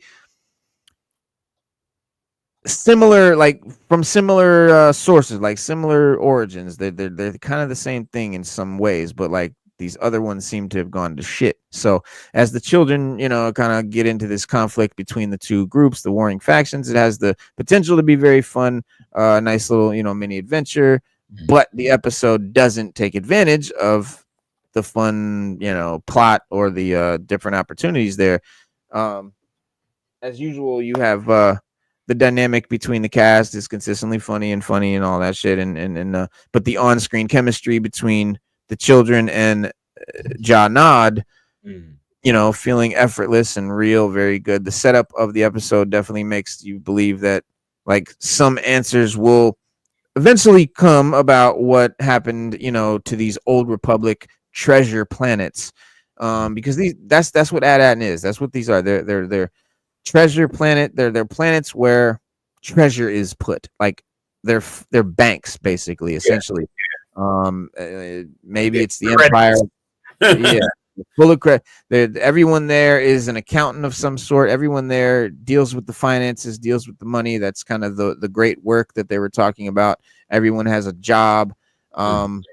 Like their whole school system is just about doing one of these positions. That's what everyone on the planet does, and they take care of this money. And no one else, obviously, because of that, the rest of the universe can't know where these planets exist or that they exist at all. So they're not on any star charts. They're, completely hidden. They're got some force field barrier around them. And we don't really know, but it feels like we're going to find out. Right. But so all the script does, though, is just create these teases, like teases for questions that the audience was already asking. Like it's like shit that like now it's time to answer some shit. They're just teasing more and more, and from the moment that the other children appear, we're supposed to believe that Wim and Fern and KB and Neil are about to have a fight in a cool rebellion style battle, instead of showing the kids being in over their heads, and some Ewok style antics in the blown out remains of At-Atten. The episode definitely favors going more with a more intimate character driven story, while touching, doesn't add much to the overall, I think, series. It doesn't help the story move along. It doesn't answer anything. It's like, okay, it's cute or whatever, but it's episode 4. These aren't big long series. It's fucking Disney, so they gotta tell this story fast. But episode 4 is more or less a study of the elephant kid. It's all about this dude here. Yeah, and that's the character they want to push to sell product. Right, that's their merch character right there. Yeah, that's their Grogu. Yeah, and then it's crazy. I mean, he's an elephant. It's a Disney elephant. Looks like Dumbo. Exactly. Only Disney would come up with that character. But that character was in the Jedi. Playing the piano, and he's part of the band. Oh yeah, he kind of looks like that dude a little bit. Yeah. Yeah, that's the race he comes from. That's that alien race, right? Yeah, I guess it is. But but this dude definitely more resembles a fucking elephant. Yeah. So it's me. I know what they're trying to do. They're trying to get children into Star Wars and stuff like that. They're trying to pull new audiences and stuff because let's keep it a buck. The older generation, the people who came up on the Empire Strikes Back and the Jedi, they left because they fucked up the whole universe. I mean, with those last 3 movies, that's going to be their Achilles heel every time. That's going to be their fuck up every time forever. It's like you fucked up on the trilogy sequels. Once you do that, you displace everybody's interest in anything other. I mean, they had Andor. I mean, they have Andor, which take place during the Empire Strikes Back and in between Jedi and stuff. There you go. That's the race. But you see how different that looks than this? Because he didn't grow it, I guess. I mean, this dude got pink cheeks. He got white of his eyes. He got eyelids. He looks more human. He's got a fucking hair. George Lucas, and remember these characters with George Lucas, those are real fucking puppets. That's Jim Henson's. Yeah, you know what I'm saying. Yeah. So, but I never looked at this alien, bro, and thought of an elephant. I did. I always did. I never did. Elephant type. Anteater, I thought, he was kind of anteater-ish, I guess, maybe. But even this chick was more anteater-ish. But she was the anteater, the singer. But I never thought of an elephant. But the thing is that Disney has always done with these damn aliens is they always make them some sort of animal. Yeah. George Lucas's aliens might have resembled elements from like the one dude with the tentacles. Maybe kind of resembles a squid. Yeah, I guess we called him the squid guy. The calamarians or whatever. Yeah. What's his name? Admiral. Oh, and then you had Akbar, who kind of looked like I don't know, a lobster. He looked like he had an octopus head. Yeah, he kind of got an octopus head, a squid head. But I'm talking about the dude with the tentacles that hang down, and they're called the calamari or something like that. They're like a Chitidlu or some weird ancient monster. I forgot what to call it, Chitlu, some shit. But then you had the werewolf in the beginning, like that character. Remember in the first episode, he's like the credits. You know what I'm saying? He said he took the dude. Is like, you're gonna die. Where's the credits? One credit, he said. He's like, yo. But with that, squids, they called this dude Squid Head. Yeah. And then the Mon Calamari is the Akbar guy. Yeah. These guys. Yeah. Well, they called him Squid Head back when I was a kid. This is literally this figure's name on the box. It says Squid Head. Because that's just what people called him from the movie. That's what people. Oh, that's the Squid Head guy. I think there's one. Yeah, here's the box right here. Oh, yeah, his name is Squid Head. Yeah, but like, my point is, when Disney makes a Star Wars alien, they just it's just a bulldog head on a body. Yeah, it's lazy. Or a teddy bear head or whatever. It's very lazy. very lazy, very lazy. I mean, George Lucas had the And werewolf very Disney. character in the background, and then in the beginning you see that race. I'm like, oh snap! When did they let the werewolf dude come up and do his thing? I'm like, okay, okay. So they're harking back to these characters, but in a poor way, Right. a very lazy and poor way. Exactly. You know, and in a very Disney way. Like, it's so cliche Disney to do animals. Like, it's Disney, like anthropomorphic. That's Disney's bag. Like, that's what they're known for. That's what they do. So it's just really just too obvious, man. But yeah, this is cool. This old ass toy from back in the 80s. Free Anakin Skywalker action figure with proof of purchase seals from any 5 Star Wars action figures. And you see what Anakin that is. That was one. The OG movie from from the Ewok movie at the end when they showed him, which has now been replaced with the new guy, the new Hayden Christensen. Sorry. But I still got the DVD with the old dude. With the old one in it. Yeah. That's the one. You know. So, but back to this episode, man. The like I said, this episode's more just about the elephant guy. He's a character who has already taken over the lion's share of the audience's, affections, and he's like definitely the Grogu, definitely the character that is going to sell merch. Probably my least favorite character, just because he's another goddamn animal. But I do like the fact that you're saying he's related to the Max Reboot character. That other guy, so that's kind of cool. But Neil's he's quiet, he's got a very kind of laid back personality. A lot of people love that.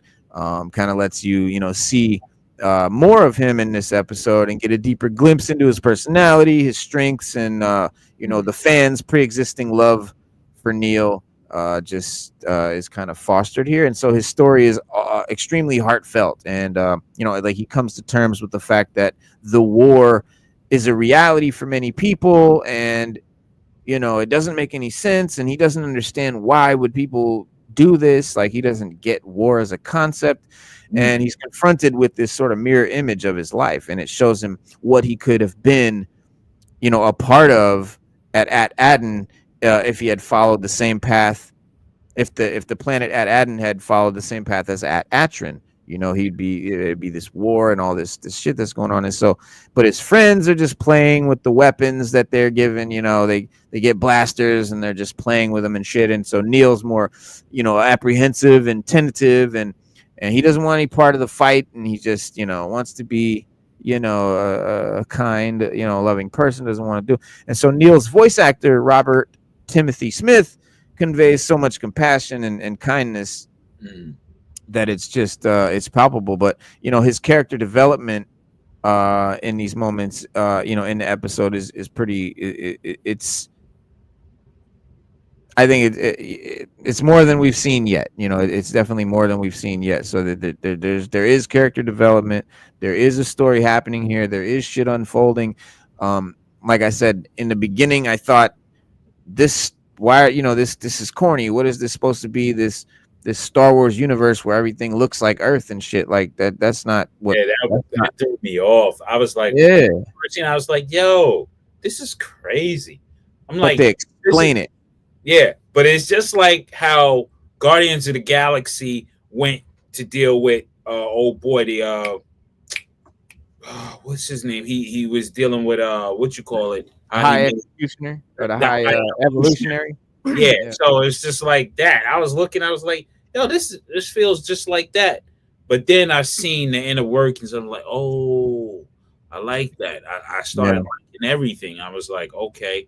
The only thing that annoyed me was the father. I gotta work. I went, God, I hated that dude. This motherfucker working all day.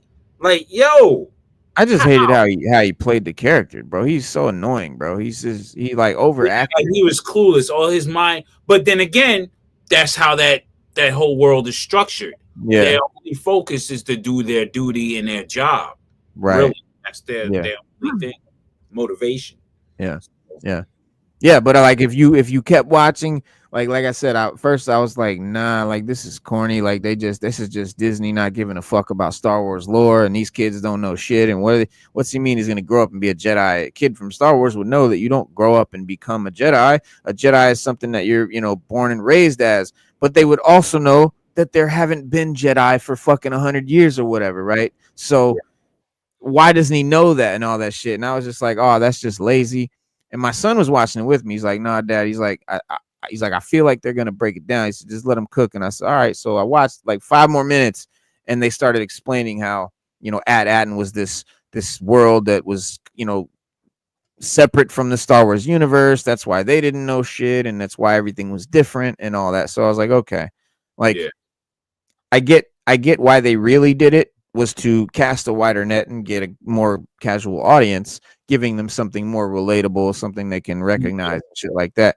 But the fact that they gave a reason, I respect, and so that's why I did keep giving this show a chance.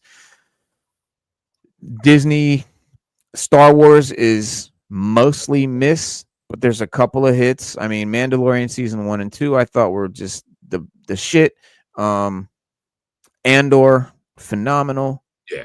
This show I'm liking so far, which I thought I was really gonna hate Skeleton Crew. I thought that's gonna be another one I don't like. But the Kenobi show I hated just because of mainly that Princess Leia character, the little girl that was just horrible. That just killed it for me. It was horrible. I don't think she was. It ruined it for me. Oh yeah, I didn't think she was horrible because remember when we see Leia for the first time in A New Hope, she's spunky, she's all that, and she knows of Ben Kenobi because she sent the droids to Ben. So this was the relationship they built together in this show. I'm not saying the fact that they had her there was a problem. The way they did it, like they had her running around, like just they poorly, I guess, executed it. Like I get the idea, but I would. Why are these big ass dudes? They can't catch her. He's running around the woods. They can't catch her. But She's running under branches. Get the fuck out of here. That was. I understand that part, but I know Leia being as spunky as she was as an adult, like don't take shit, no orders or whatever, because she's doing what she's gonna do regardless, right? Right. To see that in a child, it's like, okay, now I know why she's the way she is, how she grew up. She was doing what the hell she wanted to do when she was little. So her stubbornness is. So I'm like, okay, but making Ben Kenobi kind of weak when he's one of the most powerful Jedis, it's like, come on. That was ridiculous.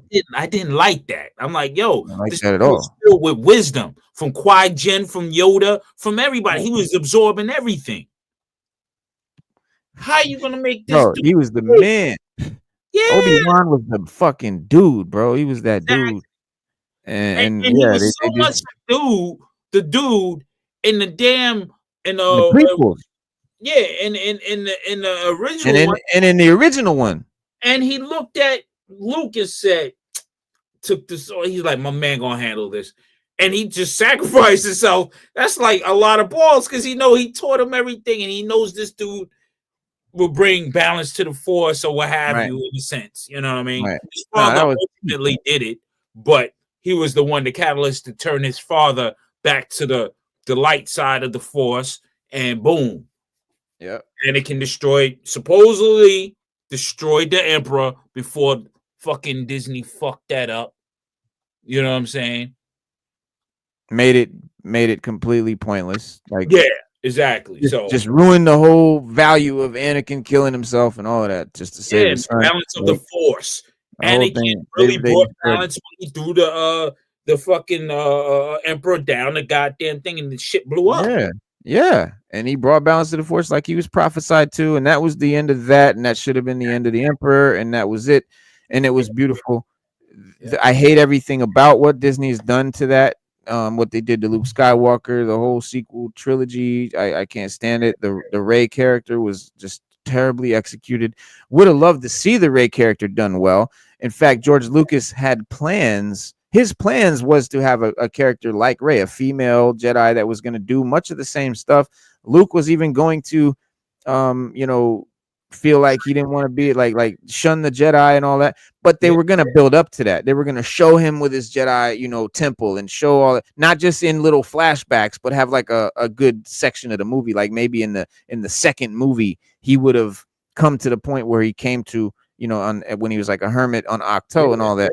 But you were gonna have Darth Maul, who has an apprentice who looks kind of like him with the red and black tattoo shapes, but she's a Twi'lek with the two big, and she's phenomenal in the comics. She's a dope character that was going to be based on, or that was based on that.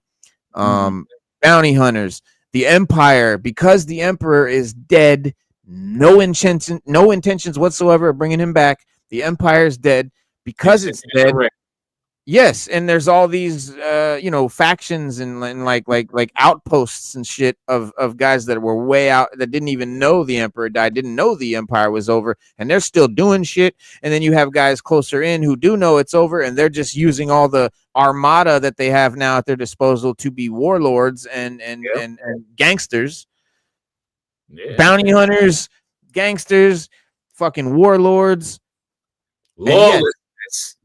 lawlessness, lead female bad guy. No one would have cared. We are not fucking misogynists. We love female characters. Star Wars has always had great, strong female characters, from Princess Leia, Amidala, Ahsoka. Like, don't miss me with that shit, bro. We love a good female badass. We love it. So don't give me that. We're nerds. Get the fuck out of here. But yeah. This episode, man, Star Wars needs its droid characters to pop off the screen, and SM-33 certainly does that. In this, Nick Frost's character has been, pretty much used for comic relief so far. He's got the rat pops out of his eye that lives in his head, both through his bouts of violence against other pirates, and of course his behavior, with the rat and all that, and like eating his circuits, so it makes him kind of crazy and shit. And so that was cool. But this episode adds a lot deeper mystery into this droid. It kind of gives us more about the droid, one that I think's been hinting at since the start. But SM-33 is revealed to have a much darker past than we even thought, than even just being a pirate crew member. He helped to kill the entire crew of the ship that remember they come on the ship and there's no crew. He helped kill them all, we find out. And when the kids sort of try to get answers from the old droid, he once again becomes a deadly killing machine, and a very nice, disturbing sequence ensues with some, including some strong cinematography, good, well done, very well directed, a nice panic-inducing third-person angle from over SM-33's shoulder, a really cool scene. And the development and his essential connection to the plot definitely helped make it feel like as if all the characters involved have real stakes in the story. And you want to know what's going to happen. And so this SM-33 dude is looking to protect his former captain, which is Jod Na, right? So the dude Jod Na, that he was in the very beginning of the show, the guy with the mask, they had the helmet on, he was Crimson Jack. Well, that's the guy. That's Jod Na. What's the actor's name? Not Jude Law. Jude Law. So Jude Law. It's Jude Law. That's Jude Law. And so Jude Law, he wants wealth. He wants money. He's trying to get at Aten because he knows it's a treasure planet. He's a pirate. His crew got taken over by the wolf head dude. Yeah. Another Disney animal alien, but they actually got it from a George Lucas alien from the very first movie in the cantina, the werewolf scene. Yes, the werewolf guy, a character that George Lucas tried to erase and tried to wipe from existence. He was not happy because it's just a werewolf. It's just a dog head. It's not a cool, creative alien that they made up. And that's the problem with Disney's aliens. They don't seem that made up. Like you said, they're very lazy. It's just an animal from Earth on a human body. Yeah. That's not cool. But yeah, making this character, this droid dude, more than just a silly comic relief robot, I was very happy about, because I see this show getting more serious and having higher stakes. Because shows like this, I mean, Skeleton, Stranger Things, The Goonies. Yeah, having a ragtag bunch of people going on an adventure is always cool. Seemingly a kid's thing, but then it gets real fucking adult, you know? Yeah, and it's a great formula if they know how to manifest it right, or let's say execute right. I mean, you always look at the Voyagers and stuff like that, the Explorers, those type of movies back in the 80s. You know what I'm saying? You alluded to the Goonies. Come on, who doesn't like that type of adventure with a ragtag bunch of kids and adults mixed in and going on wild adventures that they wouldn't even fathom? Yeah, it's classic Spielbergian fucking 80s blockbuster. Like, yeah, it's dope. And it's a great formula. Yep. They channel that. They got it. They got it. And I knew that's what they were doing with this show. And I just had, I was really concerned, especially when I saw the teasers and stuff about how everything looked like Earth and stuff. And I was like, man, this is just going to be one of those shows or one of those stories that, you know, we've known, you know, since the 80s with the kids that go on an adventure, and they're just going to slap a Star Wars kind of skin loosely on it and just be a show that, you know, they're just using Star Wars to use it, you know, but that's not what it is. I was pleasantly wrong about that. So it does end up, it is a decent, you have someone, there's someone involved. There's some people involved in this that are real Star Wars fans. That's evident. It threw me off with the action figure scene when he was playing with the action. I was trying to figure out who's the character. Is he playing with Luke? Playing with what was he doing over here? And I really wish that they had used like a fucking Kenner fucking 80s alien, like a toy that we had. That would have been cool. I wouldn't have been mad at that. Yeah, I would have been like, oh, okay, I like that. That's something different. But because it wouldn't be crazy for a kid to have a little alien soldier. Yeah. That would be normal. That would be what a action figure would look like in Star Wars. So even our real Star Wars action figures would fucking work as action figures in that movie, because kids would have figures of the soldiers of their world, just like we do. Yeah, but see, then it would be it would be weird, because it's like during all we know of Star Wars, all we know of the different times in Star Wars, with the action figures, the toys. All right, we had the chess game. Which is super dope. Like to this day, I wish they need to create that hologram chessboard. Yeah, for fucking life. They got the technology. Make the fucking hologram chessboard. But please, like, yeah, you know what I'm saying? But them having an action figure, who's making it? Is there a China related planet that makes toys, only toys? Yo, that'd be trippy. You know what I'm saying? Yo, word.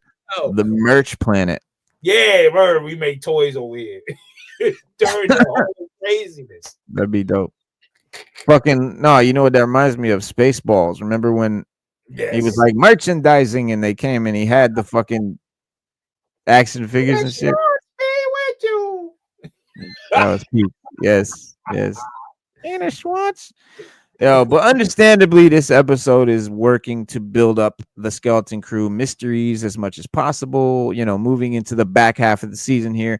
But it needs to do more than just create questions. It needs to start paying something off, giving us some answers to make us want to keep going. That's how a good story is done. So I fully expect episode 5 to start answering shit. You know, because like I said, these are always mini series. They're not planning a season 2 necessarily. They might not. A lot of these series don't end up going on. Andor's got a season 2 coming. Mandalorian went to 3 sucked. They're not doing another one. Boba Fett, for some reason, I think they're doing a season 2, even though everyone hated it. I think Kenobi's dead. Acolyte, obviously dead. And you could tell that the people that made some of those shows, the Kenobi and the Acolyte and those and even Book of Boba Fett, well, not so much, but definitely with Acolyte, you could tell the people that made those were not fans of Star Wars. Well, the showrunner, it was Kathleen Kennedy's little protege or whatever. Yeah, Leslie Headland. So it's like she's out to put her agenda in it. I mean, the acolytes, if they really wrote something really great, they could have made something out of that show. They could have delved deep into it. Even if they're using the existing material, they could have redid it better. You know what I'm saying? Add more to it. Take away the goofy side tropes and just stick with the plan of expanding the mind of the reason the Jedi and the Sith became. You know what I mean? Really delve into that. And they lost it on that, man, because people were looking to see how was the Jedi and the Sith started. Did they come from this one entity, or did what happened? Why are they fighting each other? Why all of a sudden? What's the reason? Right. There had to be some type of animosity or some betrayal in the beginning. You know what I mean? To cause one side of the force and the other side of the force. You know what I mean? There you go. Sergeant Cruz sneaks in a forgotten Star Wars species that George Lucas tried to erase. I was pleasantly surprised about that because I like the werewolf dude. I like that character. I like that dude. I'm buying the action figure. Yeah. I'm buying the action figure of that wolf pirate guy. Yeah. So that's merch I am going to buy. I'm not going to buy any of the kids. I don't want those figures. I might buy the Jude Law character because he has a cool burgundy trench coat on. He looks kind of cool. He's got the kind of the scarf around his head that I can put on him. And so that looks kind of cool. I might get him. Definitely getting this wolf dude though, because the figure looks great. The figure is very high detailed, and so they did sell some merch on this one. That Lucas removed. Laxarat. You removed him from A New Hope. Yeah. He took him out. You removed him, wiped him out of the original. Yeah, the original. Well, the footage, like when you watch that scene, he's not there. They put this guy there now. Yeah, I know. Instead of him, it's this guy. Yeah. Fucking Toad. He didn't like how the mask looked. Wild Ride. The mask looked a little bit more realer or whatever. Yeah. It looked like you can buy the mask off the store shelf, which they did get it off the store shelf, literally. Yeah, that's just a fucking werewolf mask. Literally. Yeah.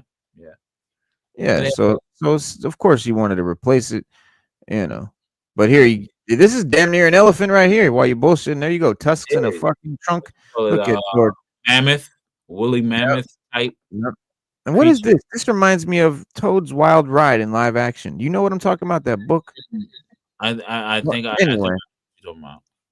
But they dumped this dude. They took him off. But there you go. I mean, that's what I'm talking about. Disney or Star Wars was never supposed to have animal head aliens. That's something only Disney. But now that I've told you guys this, watch this from now on. Notice that the Star Wars, not every alien in a Star Wars show, because sometimes they use George Lucas aliens in their show, but any Disney created alien, any alien that's been created since Disney, 9.99999 times out of 10, it is a animal head on a human body. Yeah. Just plain. Yeah, you've seen it all in the Boba Fett series.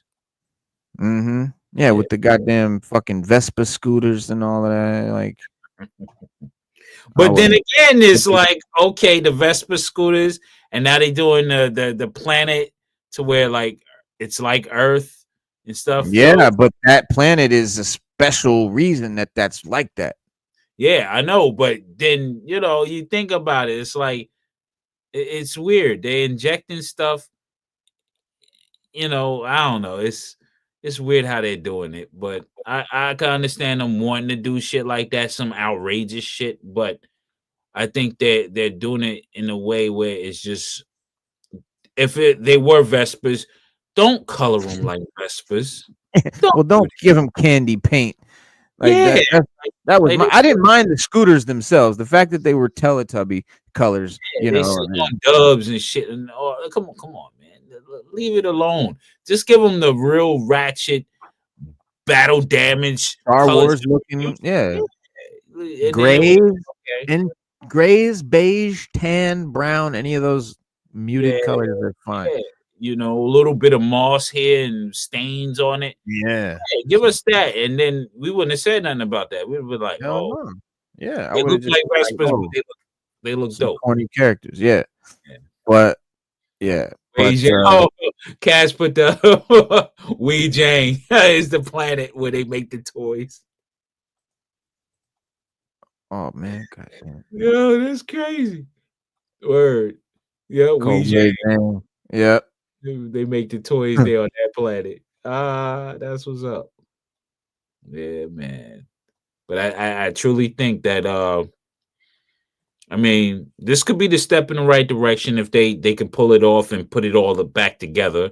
I mean, I think some series you have dead spots in it because they need to bring you into emotions of high and lows. So I think maybe the 5th episode will bring you up, and then the 6th, and then it leaves you off for the next season. You know what I'm saying? Because keep you up here to anticipate the next season. So I think they're playing that game. Yeah. Series. So yeah. And I think that the kids are phenomenal. That the kid actors and stuff. I was invested. I like old shorty with the visor. I keep forgetting her name in the character, but like she's Fern. It's either Fern. It's KB. KB. Yeah, I was like, oh shit, she got the Jordy visor. Yeah. Jordy visors. I'm like, oh okay, I see what they That's pretty dope, you know. Yeah. And she's more technical and stuff and advanced and stuff. She repairs things, so I'm like, okay, we got the crew going. I see where they're going with it. Yeah, and the lore, the Star Wars Easter eggs, like they do not play. Like they definitely cram the fuck out of them. There's a gang of them just in episode 3.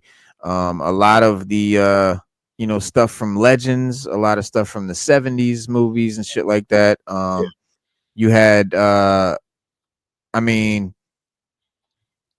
oh, hang on, this is a dope. Here's a good. Because this all takes place 100 years after all the wild stuff, right? After the Empire, yeah. 100 years after. Okay. Or after I think it's after the prequels. This is like right after Luke and shit. The Death Star and all that. This is right after the Death Star. From what damn, you know what? Now you got me wondering. Because I thought it was after the this supposed to happen after hold on, the sequels, I believe, right? Because they in the timeline, right? 9 Abby's friendly and 9 ABY after the Battle of Yavin. So it's 9 years after the Death Star. Okay, 9. Okay. So they're in between. Okay. All right, so I think that's their new the way they're doing Star Wars now. To keep the old heads intrigued is to do stories in between those original timeline, the original 3, which is smart. I give them that. That's very smart. Because wait a minute. Huh? Yeah. Okay. No. It's okay. Here's the thing. Okay, let's see. The Dawn of the Jedi. Yeah, this is the old. Okay, here, hold on. Oh, this is just the Star Wars eras. Yeah, Dawn of the Jedi. That's 25,000 years before the Battle of Yavin. That's why everything is. The Battle of Yavin is the fight when they fight in episode 1. Yeah. Or episode 3, the first movie. The first movie when they fight at the Death Star and shit. Well, that's episode 4. Yeah. Right, episode 4. Yeah. Right. And so then you have the Old Republic, which is my favorite era. That's everything from 25,000 to 500 years before Yavin. Then you have the High Republic era, which Disney created, and I hate. It's 500 years before the Battle of Yavin. And then 100 years. No, what? It's 500 to 100 years before the Battle of Yavin. Then you have the Fall of the Jedi, which would be the prequels. 100 years to 19 years before the Battle of Yavin. Then the Reign of the Empire, obviously, that is when Darth Vader and all that shit happens. And then Age of Rebellion, that's when they actually blow up the Death Star, and then now the Republic's the Empire's gone, and now the rebels are kind of trying to figure shit out. Then when they figure shit out, about 5 years later, it's the New Republic era, and that lasts about 30 years, and then we have the sequel trilogy. The First Order comes around, and the New Jedi Order. So right here in the New Republic era, after the rebellion, after the Death Star, 9 years in, this is where Skeleton Crew takes place. Oh, okay. All right. All right. Yeah.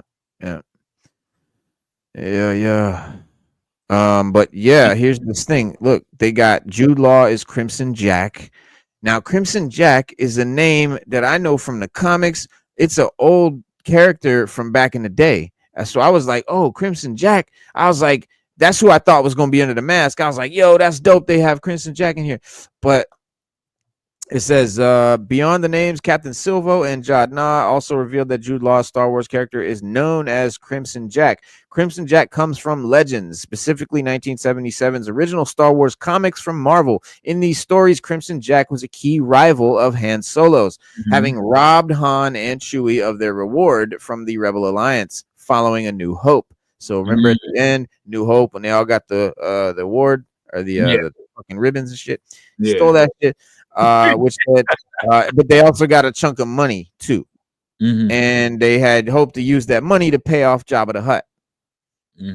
He stole that shit, and so Han Solo ultimately proved the better scoundrel and defeated Crimson Jack. But yeah, this is how he looks, and there's obviously not the same guy, but just using that same name, like a nice throwback to that name. Although there's no reason it can't technically be the same guy. It's Legends era. Legends era is the same era, New Republic era, same era.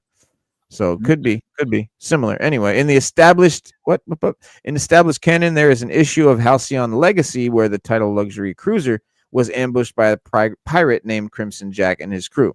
So Halcyon Legacy is a comic series that is very recent. That just came out. That's been out recently. And so, yeah, there's a character in there, a pirate named Crimson Jack. But this was much closer to the events of the sequel trilogy compared to Skeleton Crew.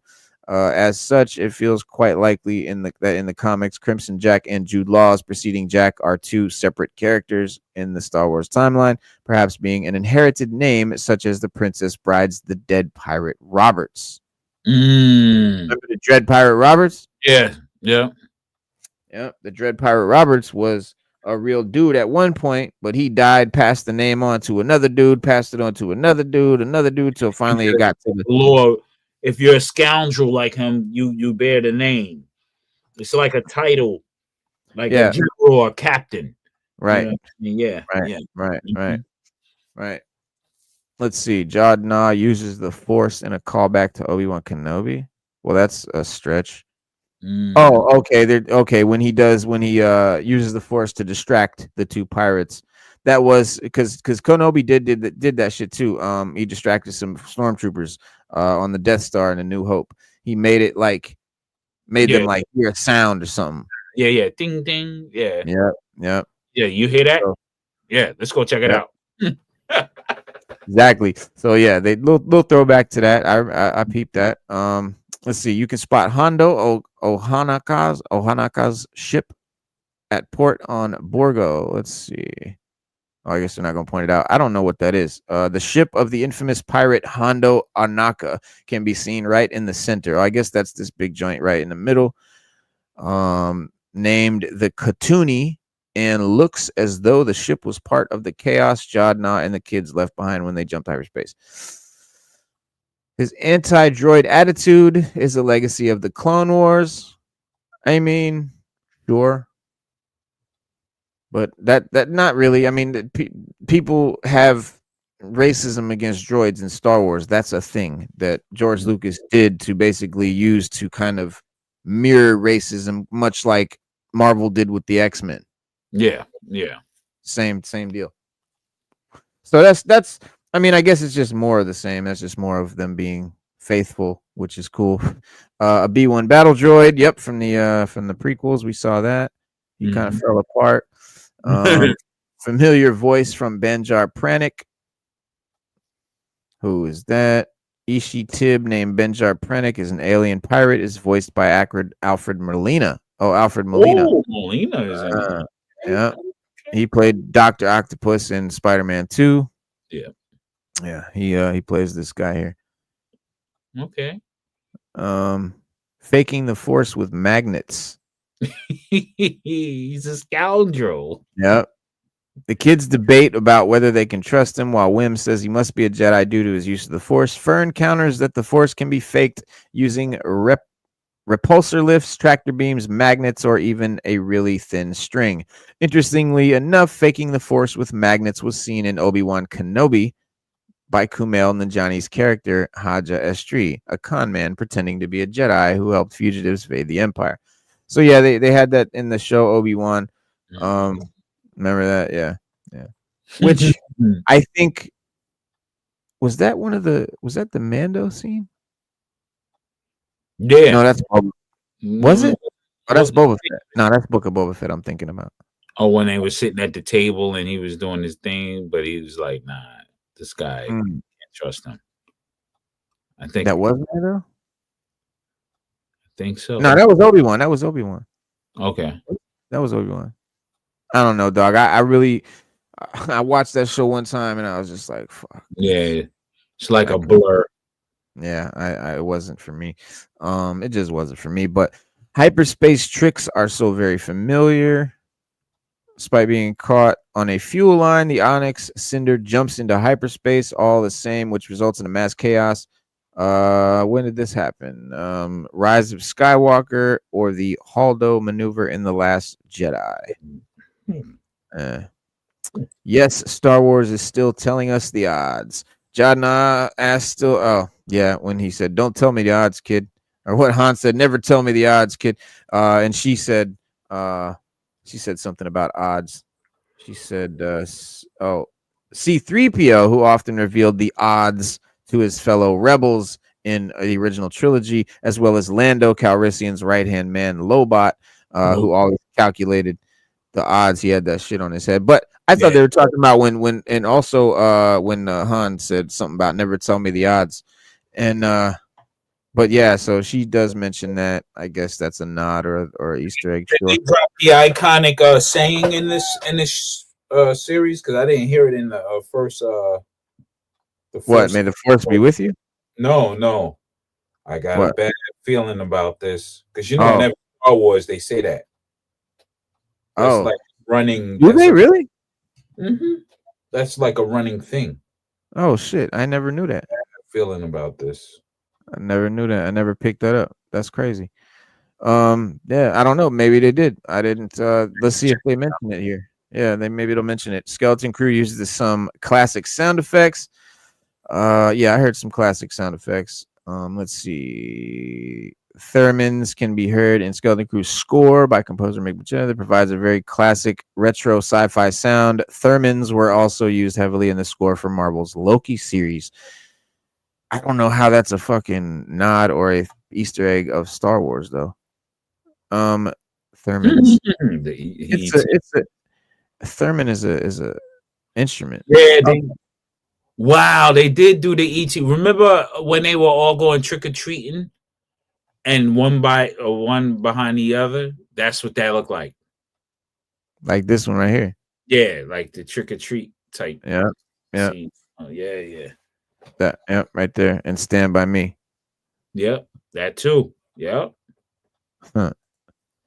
They've been dropping nods. Okay. Oh, this is they're talking about this one. Yeah. Well, yep. There you go. Obviously the droid probe, that was an obvious. I didn't even count that as an Easter egg. I just count that as Star Wars shit. That's just yeah. That was like at Jabba's joint. Yeah. And we've seen it in other places too. Yeah. And Mandalorian, the show Mando had it. Yeah. So that's just a Star Wars tech. This goddamn another one of their animal aliens that Disney made up. And this is actually based on, and this I really like this though. I was really happy about it because one of my favorite cartoons ever is Sword in the Stone when I was a kid, that Disney shit. yeah. That was my shit. And the owl Archimedes. You're gonna see in episode, what is it? I think it's 3. There's an owl alien, 2 or 3, named Kim. And it's supposed to be it's half cat, half owl. It's like a cat owl. It's called a cowl. They made it up. It's a Disney thing. But it's totally fucking Archimedes, bro. It's Archimedes. She's in the loft with the library with the books everywhere. It's fucking Archimedes. It's hilarious. Did you see? Did not to cut you off? Did you see the fluffy gremlin? And in the school, I want to be like a Mogwai. Yeah, the Mogwai.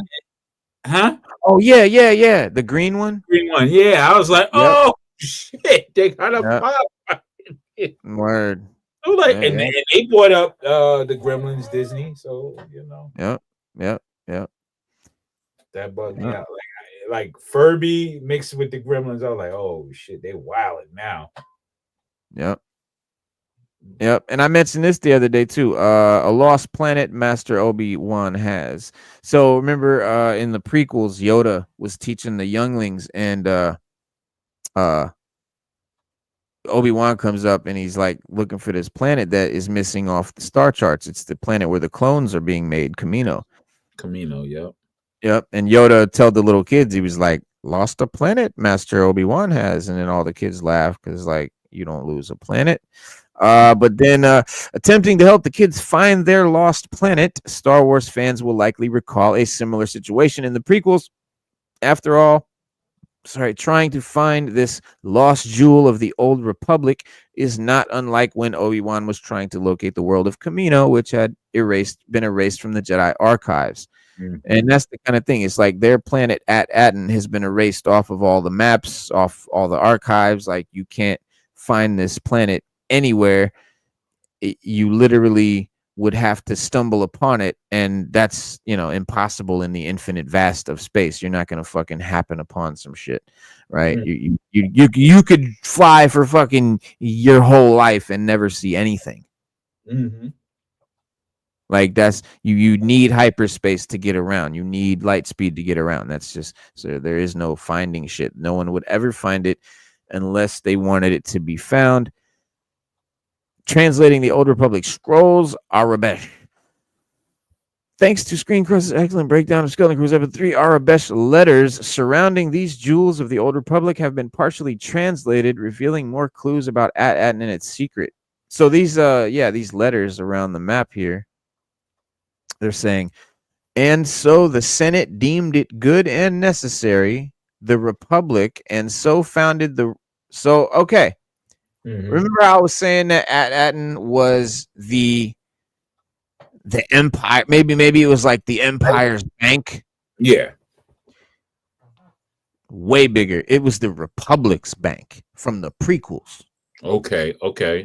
Yeah, that's what it was. And that's how old it is. That's why it's a myth now. And the people on that planet have no idea that the Republic has been gone for years. They're just steady doing their work. Or there's someone keeping that away from them, which I believe that the girl's mother is a part of. And why we don't see the kids, the young guy's mother in this either. Mm-hmm. What happened with that? So I think they're going to develop more story along the lines of that, because there's no hell you have a major cataclysmic war on certain levels, which all wars need to be financed, and the people that create the money or manage the money don't know nothing about it. There's someone that has to know and keeping everybody quiet. You know what I'm saying?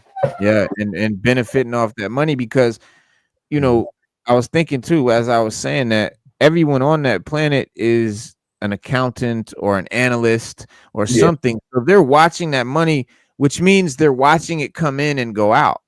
Yes. So someone's depositing and withdrawing money to have bankers doing work all the time, or at least withdrawing money. And like you said, it's probably whoever has control of it right now. And this thing says, but as the jewel, hold on, it says, and upon them settled so this, what I'm reading right now, this is what's written around this old scroll, this old map, that's from the Goonies map, right? That they're using for their show. So it says, boom, and the Senate deemed it good and necessary, the Republic, and so founded the Writer, or the Wither, which we don't know what that is. There's a question mark here. The Wither, Wither. We'll find out maybe what the Wither is. And the families were nourished, and upon them settled various ... Republic financial ... But as the jewel ... So the great work, and at great work. So the reason those dots are there is because there's shit on here they couldn't read or whatever, for whatever reason. Maybe they couldn't read it or something. Maybe they're right. Like here, there's a shadow. It ends. Yeah. But then it says the Republic, the wands, other worlds which were opened. Wow. People, hold on. The Republic with tranquility and kinship, ... People of many republic, ... The wands, other worlds which were open, ... Republic and the Republic, closer and hidden, Eve, ... They're trying to translate. Ninth Aten founder, and thus it ...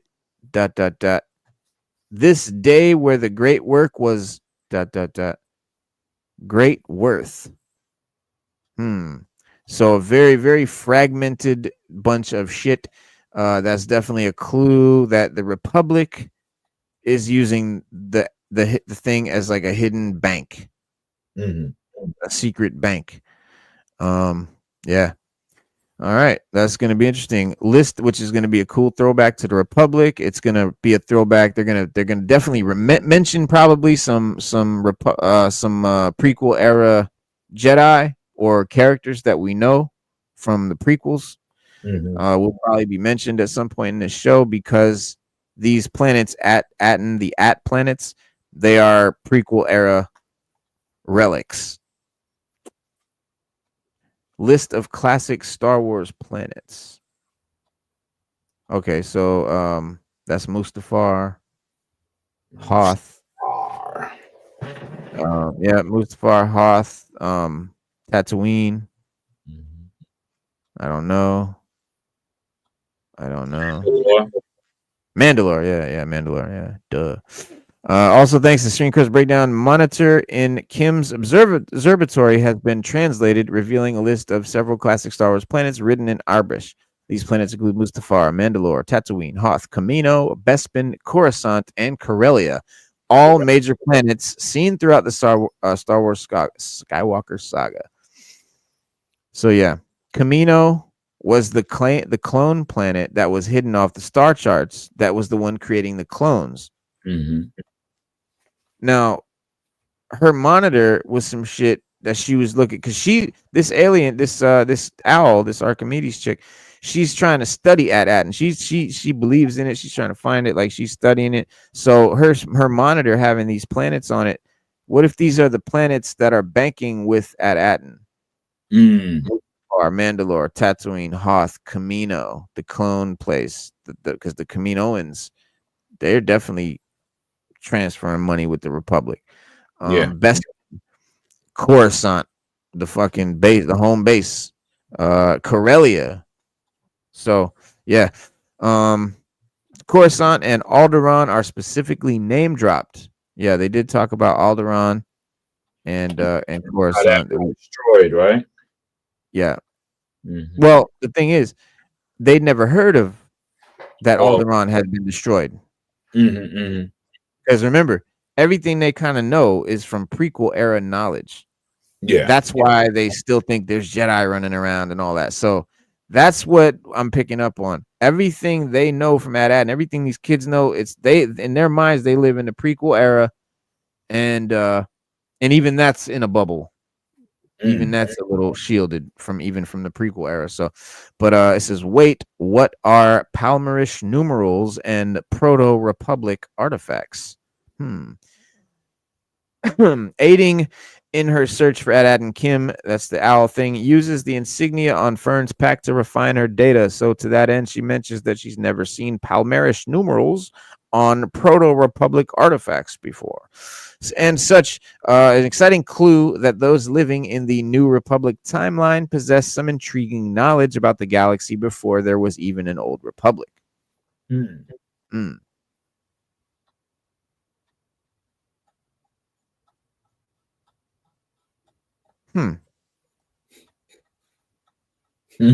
Star Tours. Yeah. Combine 2 unknown Old Republic emblems, and magic happens. Already has some great connections to Star Wars to both Star Tours and Captain EO. I remember Captain EO from the 80s. Why do I remember that? Why is that familiar? Captain. You don't remember that? Was that a ride or something? Hold on. Was it a movie? Hold on. What is Captain EO? Captain EO. Yes. That was a cartoon or something like that. Michael Jackson. Yeah. He had the video game. Damn. So this ain't even. Damn, I thought that was Moonwalker. Nah, EO. Yo, Captain EO. I forgot all about that shit. 1986 American 3D science fiction short film shown at Disney theme parks from 1986 until 1998. That's why I thought it was a ride. So when you used to go to, so I lived in Florida at the time, and we used to go to Orlando, Disney World there. Yeah, there was a Captain EO attraction, and they would have commercials for it and all kinds of shit on TV. Yeah, I remember that shit. Let me see if we can get a peek of it.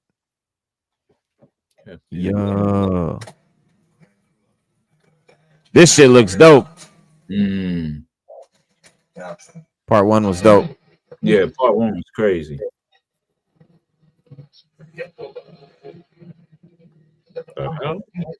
Oh yeah.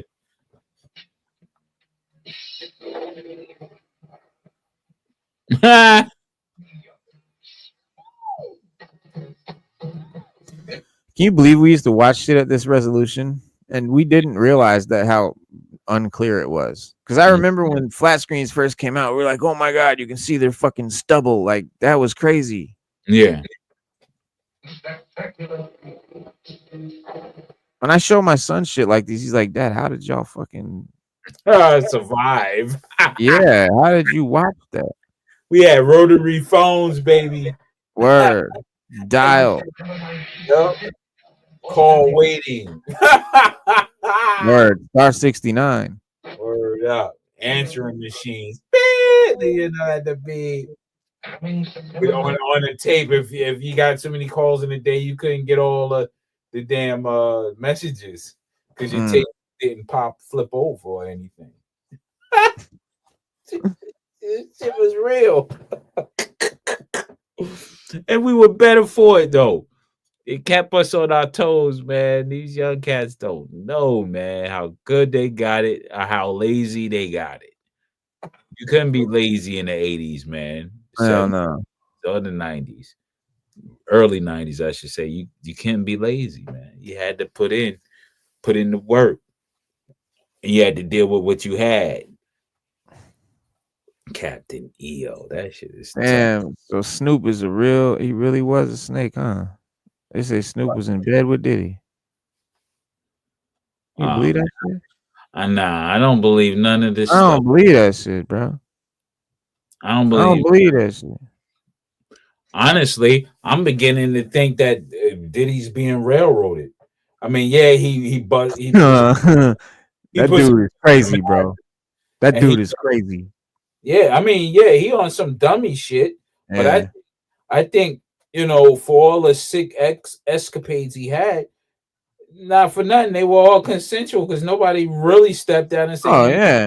Well, I mean, if they were, yeah. I mean, listen, I definitely think you freak offs and all that. Like, who gives a fuck what he's doing in his bedroom? Like, unless there's underage people there, which is the problem, or kidnapped or trafficked people. people held against their will, which that's what they're claiming. So and they're trying to really lean on him hard because they don't want to expose what is apparent. All of Hollywood. Bro, when I think about Diddy though, bro, I can think and I can feel I can definitely imagine him being drunk as fuck, just feeling himself, being hella cocky, like telling a woman like you can't leave, like not letting the chick leave. He'd be like, bitch, you can't leave. Like I can see that happening, bro. I can see it like on a drunken night. Like imagine he's up on coke for 3 nights and they're having this wild shit and she want to leave and he's coked the fuck out 3 days into it. He don't know. You saw how he drug her down the hallway and stomped her. We saw a video.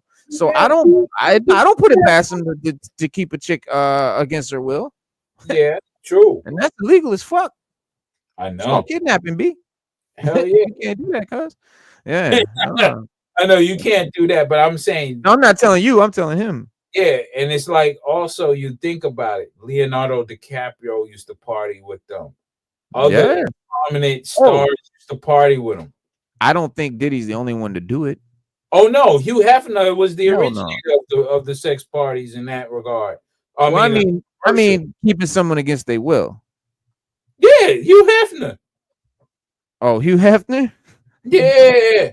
He kept girls against their will? Yeah, Playboy. I think girls want to be around the Playboy Mansion. They dying to be around the Playboy Mansion. Some of them bitches was getting violated because remember they had I believe it though. Them old dudes would come through, all his homies would come through. Yeah, he probably telling them what they got to do and shit. Yep. Like go and hook him up. You know, you had a lot of guys come through during those times to his mansion. Football players, basketball players. Rich people are ill, bro. Yeah, they you think they about get all that money in, bro. They ain't got nothing else to do. They done did everything. Now it's not even that, man. It's the crazy one. Power trip. It's the power trip. Right. Look at ancient Rome and shit. They used to have orgies and Caligula and shit. Yeah, Caligula, the wild shit. Word. You know what I'm saying? And that's what they reenact all the time. That Caligula all shit. the time. That Roman shit. Yep. Yeah, it's a what you call it? A ritual for them. The fraternities do it. Yeah. All that shit, man. Skull and bones. Yeah. It's all sickness, man. Like it's like spitting in the face of God when they do those things. The perversion things. That's what it is. That's what it's meant to do. To spit in the face of God and all that's natural. That's why they do it. They detest the higher being so much that they rebel in that regard, man. Yeah. It's psychotic. Truly. Yeah, Hollywood is listen, and it's not just Hollywood too. It's all them rich people, bro. All them millionaires, like billionaires and shit. The shit they get up to, man, we don't even know. It's a whole nother world they live in. It gets scary when you move up the ladder. Yeah. I mean, you got to think, bro, the things you would have to do to be that successful, you had to be dirty. You had to be evil. You had to do some wild, foul shit. You know what? I don't think that. I think you get to that. I think you get to that level and then find out that there's other levels that you're not a part of. Oh, that too. Yeah, that too. But I'm saying to hit that level, they gotta already do some shit. Nah. I think you can be a millionaire. You can be honest. Yeah, but I'm talking about billionaires. I'm talking about when you're into the hundreds of billions of dollars and shit. I think you can be an honest billionaire. It's just when you, no. Listen to me. That? How's that? That's an oxymoron. No. I mean, look. Let's say you own a cable company, like this black dude. I forget his name.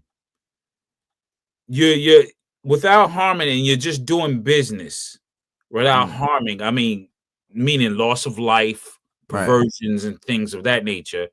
You can achieve billionaire status.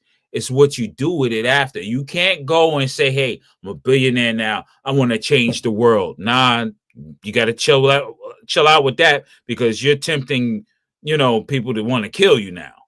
You got to sit back now. You got to keep your mouth shut about changing the world when you're a billionaire. If you're not changing it for their best interest. Right, So right. Well, you can't go outside of the plan. You can't go outside of the plan. They got a fucking plan. They got their own rules. They got a, we call it the Illuminati or whatever the fuck you want to call it. But now look, you could be a billionaire by accident. Let's say your house is on a whole oil field, oil reserves. Like that's if it just falls on you instantly, sure. But I mean, to build up to that, bro, you had to do some crooked shit. I mean, once you find that out, it's either get down or lay down. Like Riley would say, you either get down or you lay down. You know what I'm saying? And some people chose to get down. They ain't laying down. They get down with the crew. You know what I'm saying? They don't want to lay down. They're like, look, I ain't trying to kill my generations and my future generation. I'm going to get down with y'all. As long as the payout is good, I'm rolling with the rush. You know what I'm saying? Mm-hmm. And that's what happens.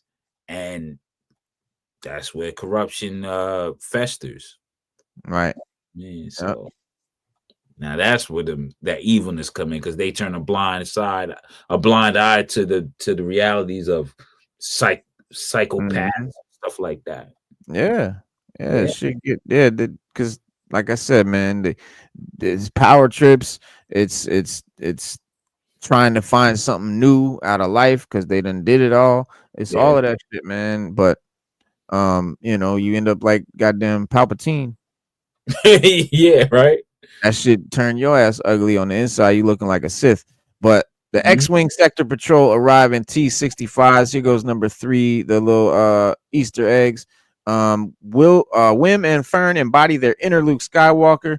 So yeah, he said, I got him. He's in the gunnery bubble. Like, yeah, definitely Millennium Falcon shit right there.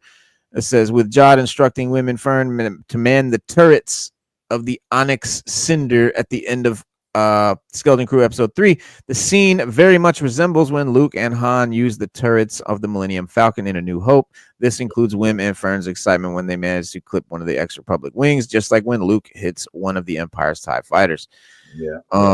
The Onyx Cinder, by the way, is a dope name for a ship. Onyx Cinder. It's not another like the Ebon Hawk. Like everything is like it's another, let's take the Millennium Falcon and make another thing that sounds like that, or but no, like make up your own new shit. I like that. That's very cool. That's the Burning Black. Yeah, pretty much. Yeah. The Black Burn. The Blue Squadron in the Republic era, in the New Republic era, Blue Squadron, the X-Wings land after the Onyx Cinder. It's easy to see that they both have some blue detailing. This is a strong clue that both pilots are likely of the Blue Squadron, the impressive group of Rebel pilots who fought the Battle of Atollon, as seen in the Star Wars Rebels show, Scarif in Rogue One as well as both Hoth and Andor in the original trilogy Star Wars films. So yeah. Red leader, Blue Squadron, gold leader. Yeah. So yeah, they doing their thing with this show. It's definitely not another, Acolyte. It's not even another Boba Fett or Obi-Wan. It's not even another Mandalorian season 3. This is some good Andor, Mando season 1 and 2 status, good quality shit. Andor, I think, is the very top peak best production as far as production quality, budget, scripting, directing, cinematography, all of that by far outdoes anything else that Disney's done. But just below that, because of the fun factor, because of the nostalgia factor, because of the creativity and just the cool shit, Mandalorian is right there under that, as far as that goes. But this show, production quality fits between Andor and Mandalorian. Okay. So it goes Andor, Skeleton Crew, Mandalorian. That's Skeleton Crew is up there with Andor. It's not quite Andor, but it's one of the better quality shows that they've done. Speaking of Andor, though, phenomenal, best show that they've done for sure. Was not made by someone who is a Star Wars fan. So that rule is not necessary. If as long as you know how to make a good movie, a good story rather, and you write a good story, you direct a good story, you have actors who can act and understand the characters that they're playing and all of that, then you're gonna have a hit regardless of whether. And those kids do it well. I mean, to stand with Yeah. Jude Law, and exchange banter and things of that nature. I think. I mean, it speaks for itself. It's I think starting off is a good series. It is. I think they're turning the table over there. I really think they're thinking like, oh, this girl power shit, this agenda shit is dead. We can't use it anymore. It's dead on arrival. Let's get back to the basics. Let's get to a good story, right? Let's get into the galaxy far, far away type shit, and let's make it happen. Let's make this money.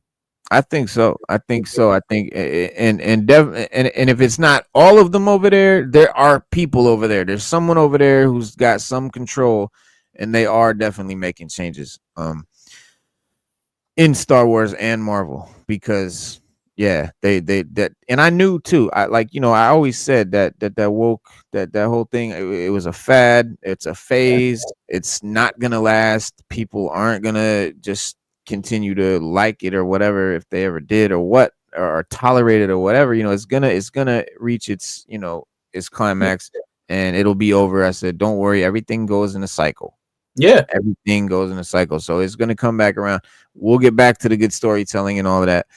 And we just had the writer's strike and all that shit's over, so good stuff I think is coming back. After waiting almost 3 years, we're gonna have the Andor show back with the season 2. Yeah, that's gonna be awesome. I can't wait for that. Yes. I love to hear about the inner workings of the Empire and stuff. And right, I hope they do a show that's dedicated to the stormtroopers. I need a story based on the stormtroopers and what they went through, because it has to be something phenomenal, like them going on missions that, like, come on. Yeah. You got the Bad Batch, of course. It's in the comics. Bad Batch. Yeah. You have that, but I want the actual stormtroopers, the right. To start like Finn. Yeah. I like how they did the character Finn in the sequel trilogy.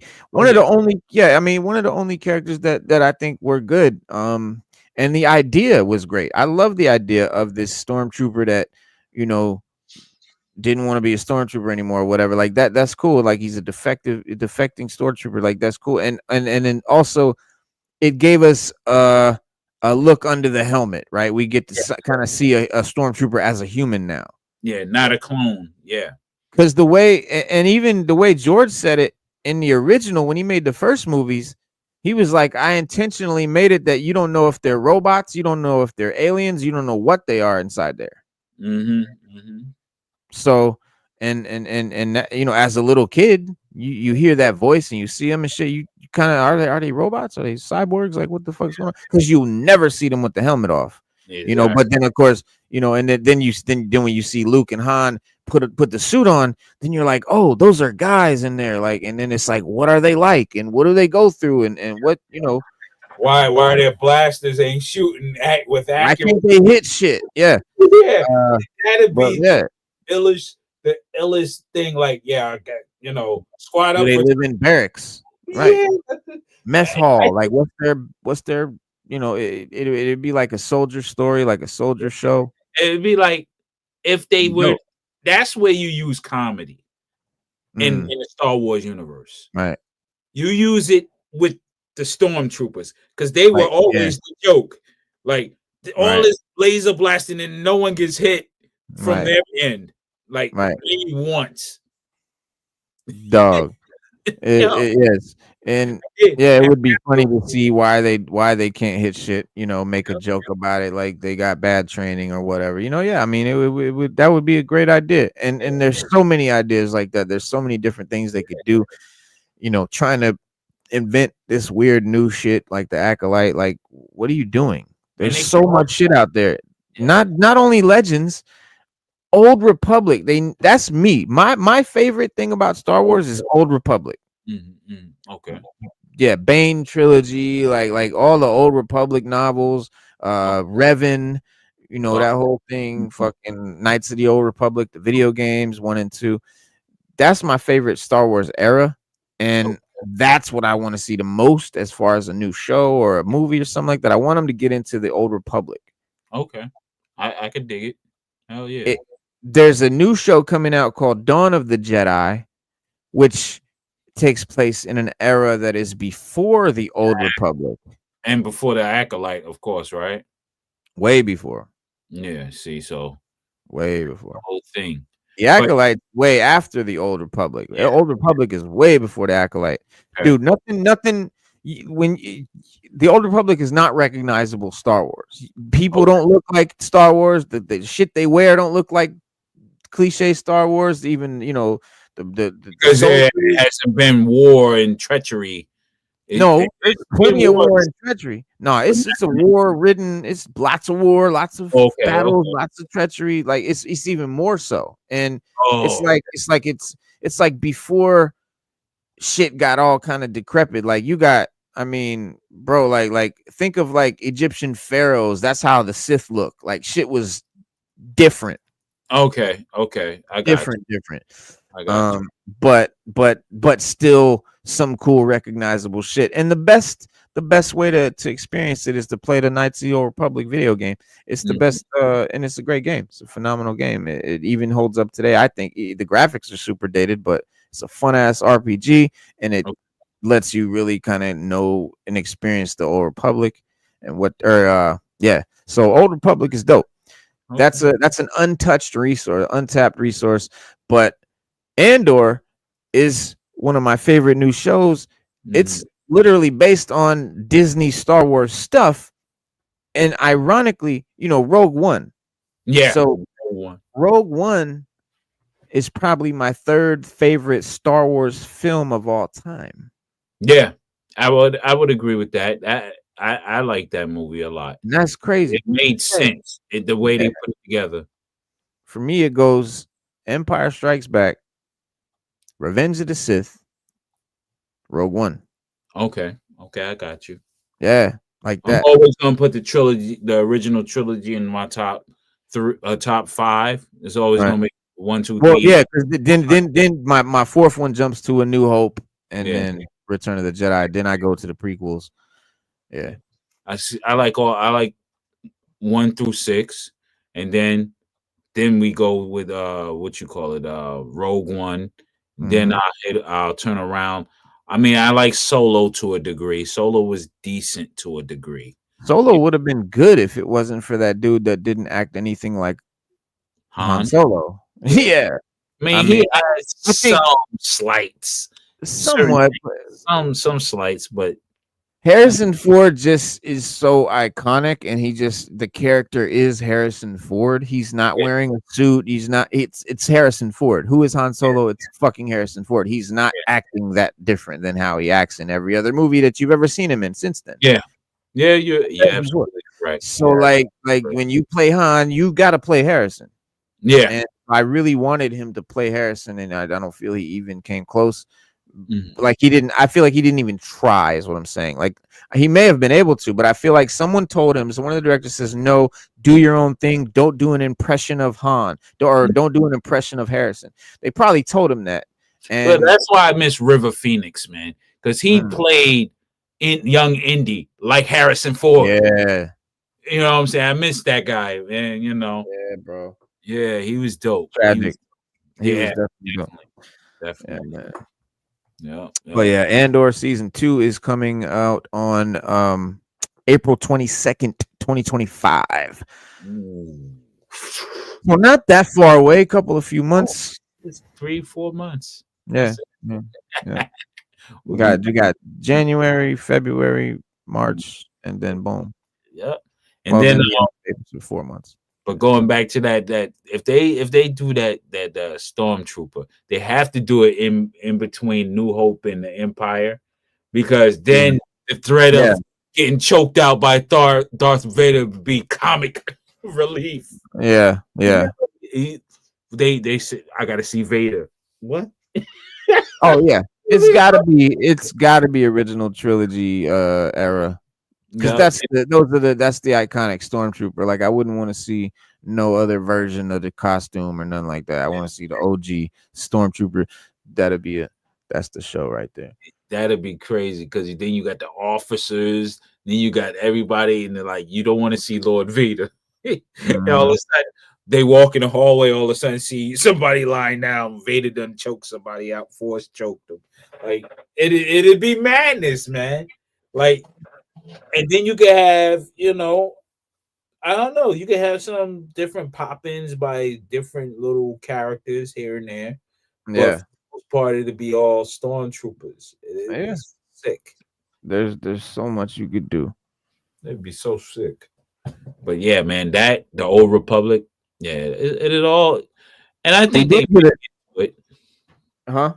I think they may get to it. It's just, yeah, they gotta get their shit right though.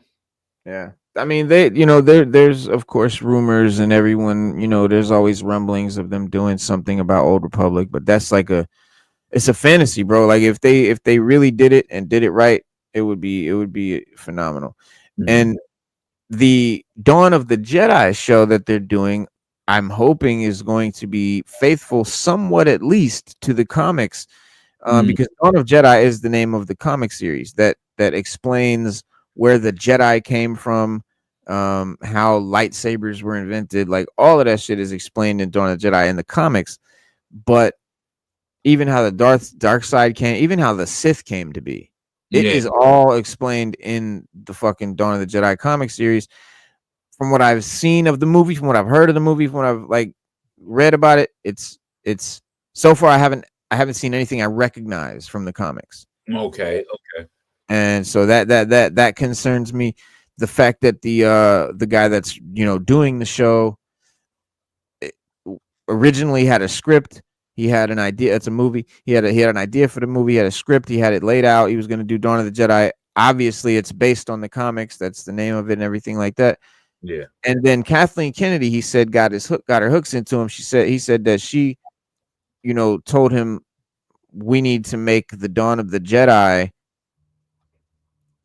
explain Rey and like lead to Rey and lead to the sequel, like kind of lead to that. And like, how are you going to go to the Dawn of the Jedi and make it relate to anything that's going on now? Do you even fucking understand the Dawn of the Jedi? Bro, it's not even recognizable. The Jedi are called the Jedi. It's like J'', I, some weird, spelling of it. Like everything is very different. How lead it to Rey when Rey was produced by Palpatine? Right. Like you can't. You just want to, you so cheaply, you just want to pump your fucking character, regardless of the fact of how ridiculous it makes the story. And nobody's buying Rey action figures. No. People hate that character. Yeah. All right, so this is supposedly like a trailer of Andor season 2, or at least, let me see. I guess it's a bunch of stuff, and they're going to do a little quick flash of Andor in it. Here we go. Let me get to it. But there is an actual trailer that they showed in Brazil. I don't know why Brazil gets to see this stuff, but we don't. I don't understand. Right. Like no, like like no joke aside, like I just don't understand. Like they did this D23 in November in Brazil, and there's all this shit that got, I mean, the fantastic, like so much shit that they got to see that we didn't even get to see at our D23 or in San Diego or none of that shit.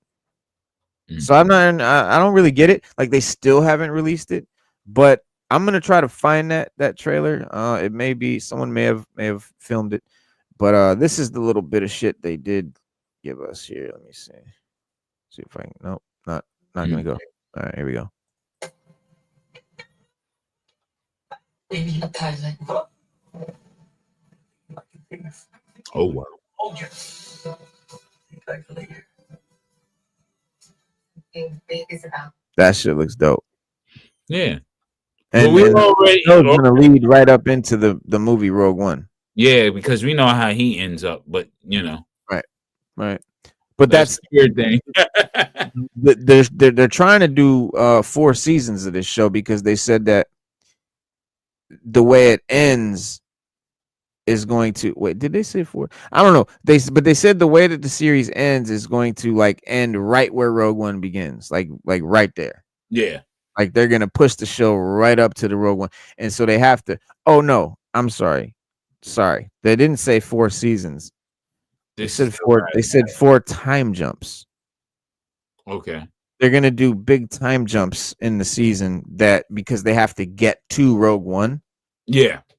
And there are and the where they are in Andor right now is way back, like a few years before Rogue One. So they have to catch up to. So they're gonna do some time jumps. That's what I read, but because they haven't completed the Death Star yet.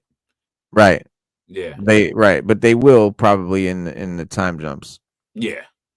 You know, obviously because that's what Rogue One's about. So yeah.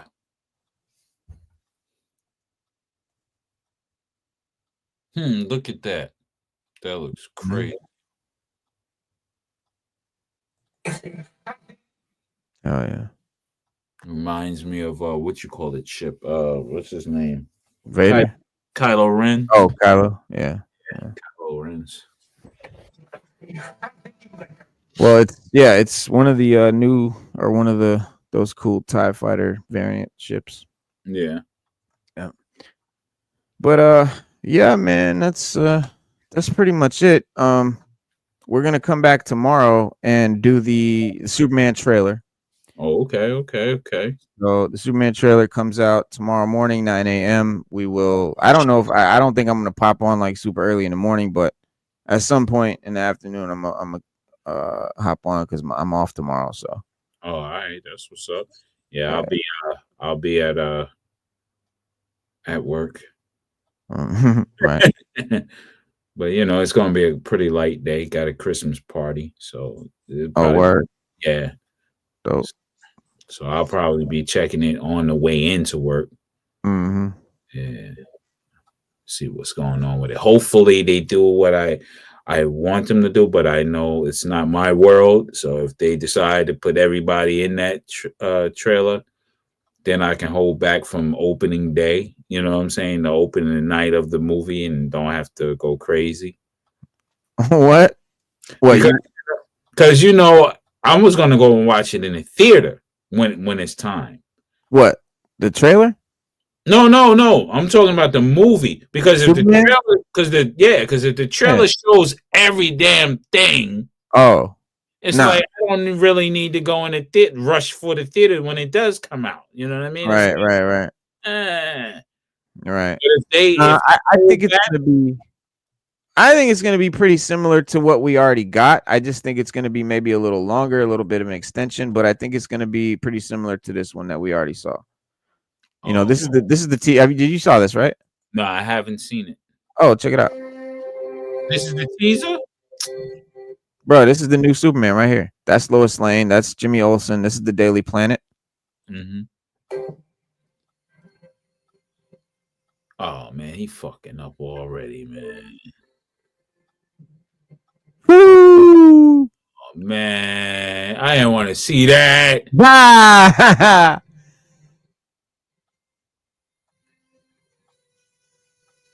But you see how they're all like looking at the sky, they're all like going nuts. Something up there is crazy. It ain't Superman. It ain't Superman because in this universe, Superman is already a known thing. He's not. This ain't no origin. He's not an alien. He's known. People know him. They talk about him. He's in newspapers, right? He's just a known character, just like he is in the OG movies or the comics. But yeah, so they wouldn't be all like, "Oh, it's a guy flying." Like there's something crazy going on in the sky in these movies. Something big, in this trailer right here.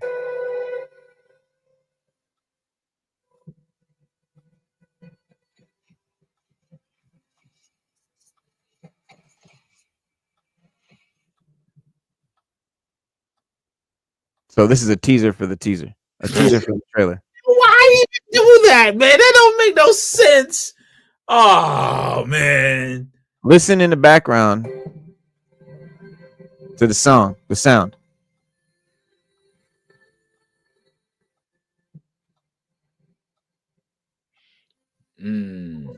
Okay. Okay, I'm hearing that majestic tonage. It's the OG Superman song. Yeah, they got that right. They just needed the shield. That's all they needed is the S and fade to black, man. That's all they needed. Well, I mean, this ain't much more than that. This right here, anyway. I mean, but I didn't. No, I seen the cape. I mean, it's gonna be dope, man. Regardless. Yeah. No, That's I love it. Right. You gotta have that iconic Superman music. That's hand in hand, regardless. That's his music. That's him. Well, I like. Ooh, that's a dope poster. Yeah, that's the poster. They need to do lenticular posters like that. Yeah. That's tough. I like that. And I knew this guy, Corn Sweat, would pull it off because he looked just like Henry Cavill. Yeah. He's like his little brother. It could be his little brother type deal. He looked just like. I gotta go, dog. Shit, my bad. There's some shit happening. I gotta bounce. Y'all, I'm gonna be back tomorrow. Check us out. We every Wednesday, every Saturday, 7 p.m. Check us out in the on the weekend too. We're doing the DC show, but tomorrow we will be back doing the Superman trailer. I do have to run though right now, but I'm gonna see y'all then. All right, peace. Peace.